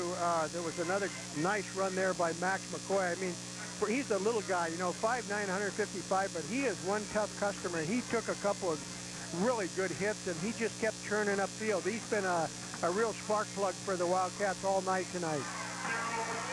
That time the loss on the play was enough to make it a 3rd and 13 ball at the 29-yard line. So here's a big play for the Aptos defense. Lenny back to pass, rolls left, throws. He's got a man wide open. That's Garcia. How could they leave him that open? Ball close to the 10-yard line. It'll be a first down. And he's the biggest man on the field, Pat. How could you let him get free? Yeah, that's for sure. He's a huge target, but, you know, Lenny had all kinds of time to throw the ball, too. There was no rush at all. The Watsonville offensive line is just doing a terrific job of keeping the Mariners out of there and off of him. Ball is put down at the 11-yard line. Clock winds towards 6.5 to go. So Watsonville really putting the clamps on this one now. If they hadn't already, they're certainly about to. As Jake Lenny has led an impressive drive here, and really his offense has controlled, dominated the second half. Lenny gives left side and drilled. That time was McCoy, swallowed up by Robert Obers for Aptos. He's 2nd and 10. Yep, there was not much blocking on that. Obers had a nice clear shot at him, and Obers has been playing real fine tonight. He's had a real great game there. Of course, from the Watsonville perspective, they don't care as long as that clock keeps moving. Not likely to see a throw here. I'd really be surprised.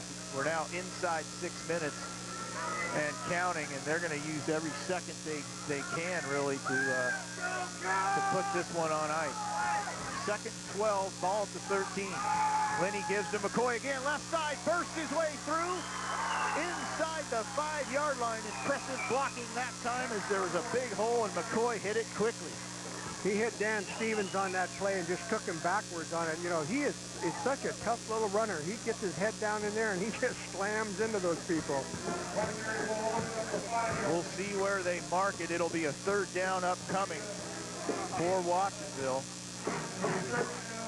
Right around the 5-yard line of Aptos, so the Mariners on their heels here. Watsonville will look to put this one on ice and start celebrating a berth in the playoffs. Man in motion, McCoy. Thrown back, Milzark. He gets it right side, tries to get outside, cuts it upfield, carries a man forward, and no signal yet. They're going to mark him short of a touchdown, but will stop the clock for a measurement. As you'll recall, it was 1st and 10 at the 11, and we now see a signal, so it'll be 1st and goal at the 1.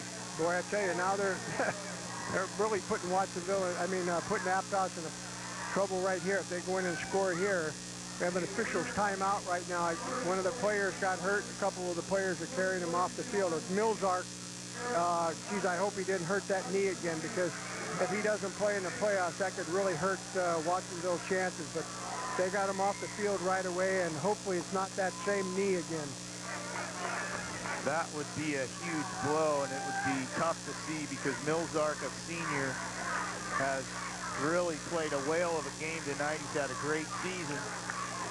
So we'll hope that it's as minor as it can possibly be. We saw his teammates there, number 75, Sammy Huezo, and number 77, Rene Munoz, carry him off and then run back on. So they're doing it all here. And while we're waiting for this game to start, we see that Milzark is up on his, looks like his left leg there, Pat. Yeah, Was that his initial injury? I'm not sure which one that he hurt, but boy, I sure hope it's not for, it's not the same injury again. Looks like he's putting a little more weight on it. I don't know. We'll keep an eye on his condition. Meanwhile, Lenny on a keeper.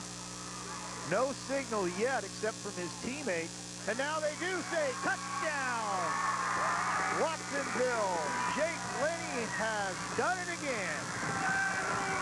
Yeah, Lenny's been very, very impressive the second half. He's pretty much led the Wildcats in this offensive drive, doing everything for them, passing, running, keeping the ball in the keeper play. He's been doing a great job. First time we'll see, actually second time we'll see Eric Tapia kick an extra point. First time it was blocked. This time it doesn't matter. 4.5 to go. The home team Wildcats with a 20-0 lead. And actually, Pat, I might have to correct myself here as I believe McCoy got the carry on that. It happened so quickly, and we were keeping an eye on Millsart. I see McCoy getting high five. Meanwhile, the kick is good. No good. No good. Missed it left. I thought it was good from here. But as I said, it doesn't matter. Watsonville 20, Aptos nothing. The Wildcats head to the playoffs, and now all their eyes look towards Drew Millsart on the sideline to check his condition. And it looks like with that score, Joel, that we started the mass exodus here out of Emmett Geyser Field here in Watsonville. But there'll probably be a hot time in the old town tonight, huh? Watsonville, you know, taking that second place in the league and automatic qualifier into the CCS. And boy, I hope that Millsart is not hurt so bad that he can't play in the playoffs. Rivalries like this, Pat, I think even if these two teams were 0-6, there'd still be this enthusiasm around it, this bragging right now that Aptos enjoys. All that would still be in effect. It's just added now with the fact that the playoffs are at stake. Yeah, it's always a competitive game between these two, you know. District, district pride for Haro District. And there's those gals doing those push-ups. They're getting a workout. Yeah, they're going to do 20 of them, we hope. They probably saw Sparky down at Arizona State when my daughter was going there. I went to a couple of football games, and old Sparky would get up there and do all these push-ups. And Arizona State would run it up sometimes. I think they were trying to see if Sparky could do it. Back to kick for Watsonville, and again it's a squib kick, and again it won't go out of bounds. Samples gets it at the sideline, tries to break free and does. Heads towards midfield, brought down at the 45. Nice run by Jesse Samples. He could have let that one go out of bounds, but he took the risk and it paid off. I don't think it was going to go. I think it was just, you know, trying to stand right on the line, and it would have been questionable whether it was going out. So it could have been a real mistake not to get the ball, because if Watsonville would have got it there, I'm sure they would have probably went in again. That's one funny-looking cat, I must say. Willie the Wildcat enjoying himself down on the sideline. They're heading to the playoffs. Aptos ball at their own 46. They need a miracle, folks. 4:29 to go. They need 3 touchdowns. Under center, it's Dustin Weber. Puts Samples in motion, but Weber looks to throw. He's going to go deep. He's got a man out there. He's open. Aaron August catches it at the 20. 15-10. Touchdown, Aptos. Aaron August, first play from scrimmage. 55 yards. And just like that, the Mariners are on the board. It's 20-6, and you never know.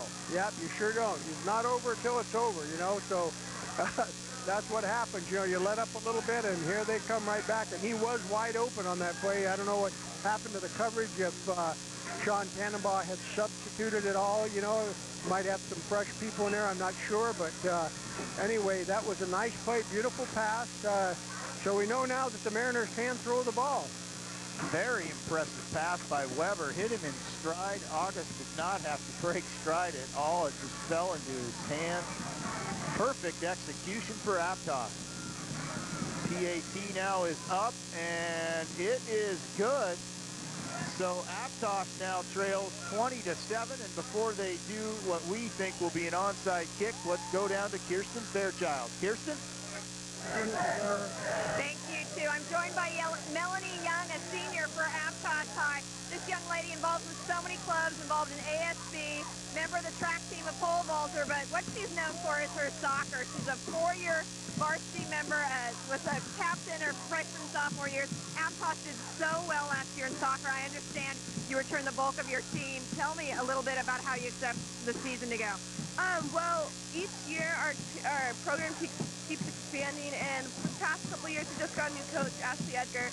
He's really turned the program around, and each year the girls are getting better, and we lose great players, but we gain even better, and so it keeps getting better, and it's going to be a really good season. We hope to return to CCS finals and take league as well.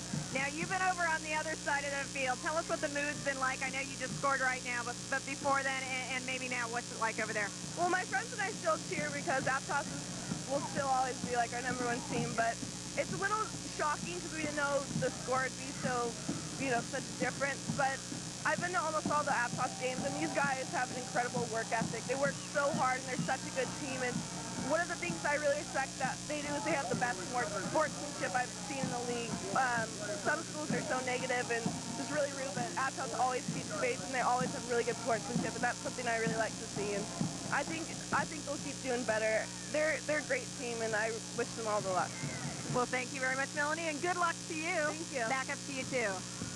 All right, Kirsten, thank you very much. And while you conducted that interview, you saw it at home, folks. The onside kick unsuccessful. The quarterback for Watsonville, Jake Linney, recovered it. So they have the ball at their own 48. Give us to the up back. That's number 21, I believe. Again, it's Max McCoy. No. Actually, it's a new man in there. Sean Hermosillo with the carry that time. So the clock will wind, and we've got an injured Wildcat on the field.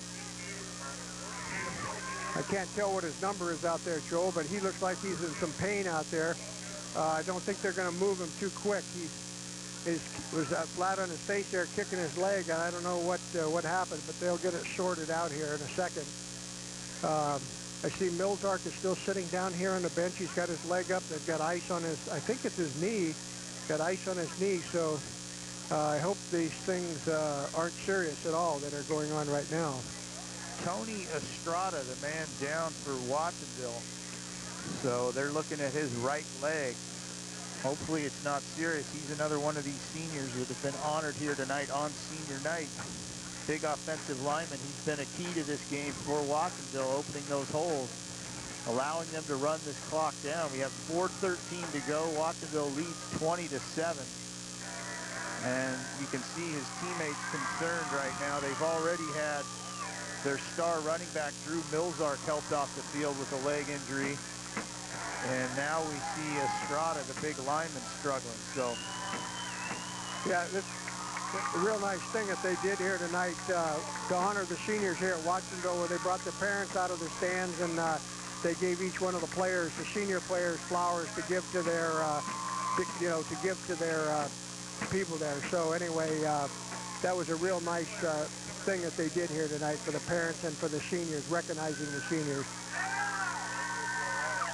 You see there Estrada being helped off the field, not putting any weight on that right leg. So two big injuries for Watsonville here in this likely win. So could be costly as they head to the playoffs. We wind towards 4 minutes to go here from Watsonville. And it's a 1st and 10, ball at the 39. Give that time was to number 21, McCoy. Clock winds as he got a few yards. It'll be 2nd down. Watsonville with the ball. Yeah, it looks like they might just try and grind out the clock now. They'll keep running McCoy in there now probably. Well, they're taking him out. They're putting in number 16 and is now in the game, and that's Sean Hermosillo, 5'6", 150-pound senior. So, with Milzark out, they've got to make some changes in there and start running some different people. Linney under center. He has split backs behind him. It's an option. He pitches left side. Fumble! Ball loose on the drone. I believe Aptos got it. And they did. Huge turnover this time for Aptos. And don't go anywhere, folks. 3:14 to go. Aptos trails 20-7. We just saw him connect with a long touchdown pass. And they've got the ball again at their own 36. Yeah, that's kind of a risky play to use down here right now. I think I'd want to keep it on the ground, and which they were trying to do. But the pitch, you're playing with danger right there, I think.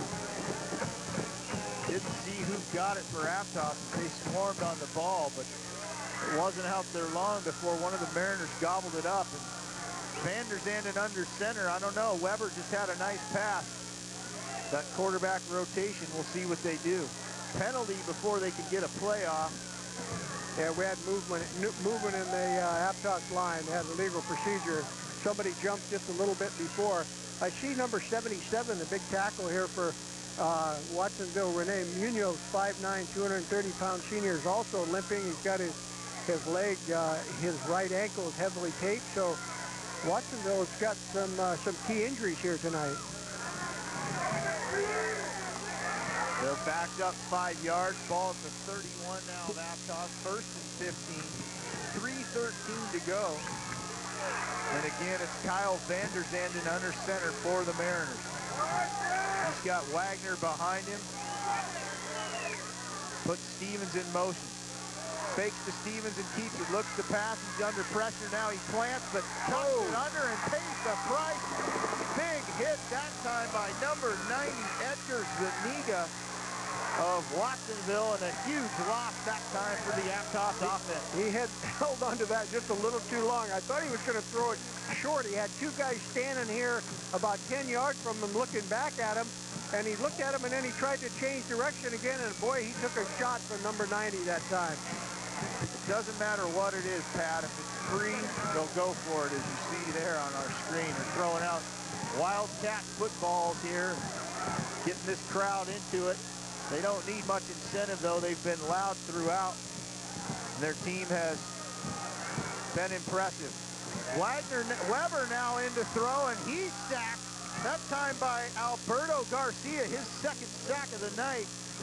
And what looked like could be a miracle for Aptos has gone down in flames here in the last two plays. 2 sacks.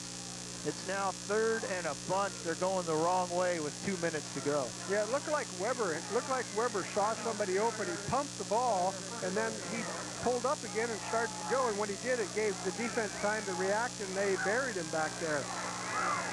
Timeout called by Aptos, I believe. So with 2:03 to go, Watsonville with a 20-7 lead. And Aptos has a 3rd and 24. Ball's on their own 22. We've seen them connect long to August once, but what do you think here, Pat? Well, I think the best thing that's happening right now is the cheerleaders throwing these little yellow footballs up in the crowd. That's getting everybody fired up. Other than that, there's not a heck of a lot happening here. The Mariners seem to be going backwards rather than forward. And, you know, they had that one big play, and I'm sure they're looking for other big plays, but it's just not happening right now. Pat, as you mentioned, that football throwing frenzy going on, our crew was all over it. We have to thank them once again. Camera people, Woody Carroll, Kerry Rognaby, and Jack Benson. Graphics, Rick Neptune Yamada. Production assistant, Craig Goldstein, and the producer and director in the truck, Mark Ligon. Thank you one and all once again. Out of the timeout, 3rd and 24. Dustin Weber under center for Aptos. Rolls left, looks to throw. He's throwing deep. He's double covered out there, and it's some contact. No penalty.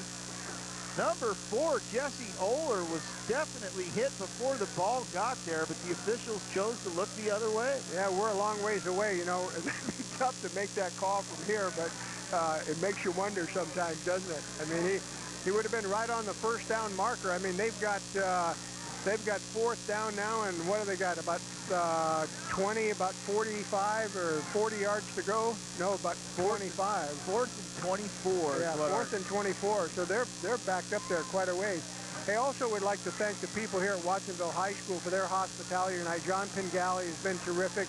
Announcer Ed Kelly and Rob Cornett, those people have been just super to us here tonight in Watsonville. Weber under center, and this is essentially it, folks. 4th and 24. He rolls right, looks to pass. He's got time, throws it deep. Man out there is Stevens. Overthrown. He was double covered, so that'll do it. If it wasn't over before, it certainly is now. 1:49 to go. Watsonville will take over with a 20-7 lead, and it's time to just run out the clock. Yeah, I think that's what we're going to see now. They'll just keep slamming it up in there, and I hope that they don't try and pitch that ball and give it up again. You know, they'll just keep running it in there. I think they learned something probably from that last play. The now common song being sung here that you hear often at this point in the game. Hey, hey, goodbye. The Watsonville crowd enjoying this. And why not? Their team has deserved this victory. They've really dominated throughout, Pat. The defense was just impressive early on, shutting down the #1 offense in the league, never allowing Aptos any room to do anything or anything to build on as far as getting some confidence going. They just snuffed them out right from the beginning. Yeah, there was just no consistency at all. The Mariners just could not get anything going. You know, it was like running up against a stone wall. And, boy, you got to give the Wildcats a lot of credit. They have played tough, and they've played tough all year long. And they're going to come out of here with a 9-1 record and into the CCS playoffs. And we wish them luck there. And we hope that Aptos also gets chosen as a wild card. How likely do you think that is? Their record will fall to 6-4. Yeah, 6-4 is going to be pretty tough, I think. You know, reading the San Jose Mercury News, they, you know, picked some of the team's possibility of getting in as wild cards, and Aptos was actually mentioned in there, but I don't know. At 6-4, it could be awful tough. Impressive run that time by Sean Hermosillo. We don't want to forget about the action. We're inside a minute to go, but he's one of the seniors here, 5'6", 150, and he had a nice run there. So a chance for all these seniors to really soak up this moment and enjoy it. Their season will extend at least one more game, but always nice to win on your last home game, senior night, all that stuff, all the pageantry involved. And Hermosillo enjoyed it on that last play. Lenny's going to take a knee now as we're inside 30 seconds, and that'll be the last play of the game. So the Watsonville Wildcats in the huge game, biggest game of the year for them. They're going to go to the playoffs. You see the celebration beginning before us. An impressive game all around. The defense dominated the first half. Offense dominated time of possession in the second half. A total team effort. Special teams, the punting by Garcia. What can you say about the effort by Watsonville? Yeah, it was just super. You know, that first half was, you know, was pretty slow, but I tell you what, they picked it up the second half, and they showed they dominated this game from the beginning. So, you know, as I say again, good luck to the Wildcats in the playoffs. It's been a terrific game, a terrific night, you know.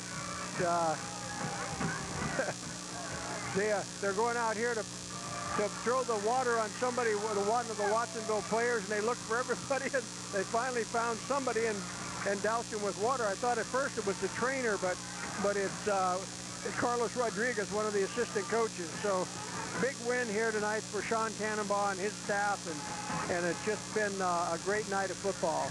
And weather-wise, sometimes you worry about those Gatorade dumps happening when it's cold, but a night like this, folks, it was a perfect night for football. The flags never moved. As you know, it was a beautiful day today, and that the warmth from that day carried over to tonight. Very comfortable temperature, perfect football weather, and what a night of football we saw. We see some sportsmanship here as the Mariners come over to shake hands with the Wildcats, and the celebration continues. We've enjoyed it. It's been one heck of a game of the week. Just as advertised, the Wildcat defense shut down the Aptos offense, and as a result, they're heading to the playoffs. So once again, for my color man, Pat Lovell, our sideline reporter, Kirsten Fairchild, and all our crew, thanks again for watching the game of the week. I'm Joel Domhoff. Again, the final...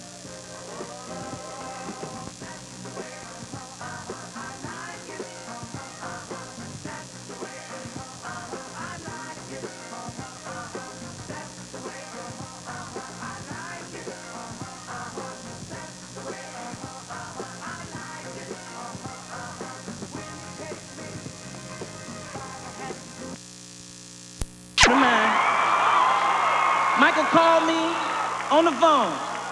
He said, "Is this Chris Tucker?" I said, "Yeah, who it is?" So "This is Michael Jackson." I said, "What's up, Mike?"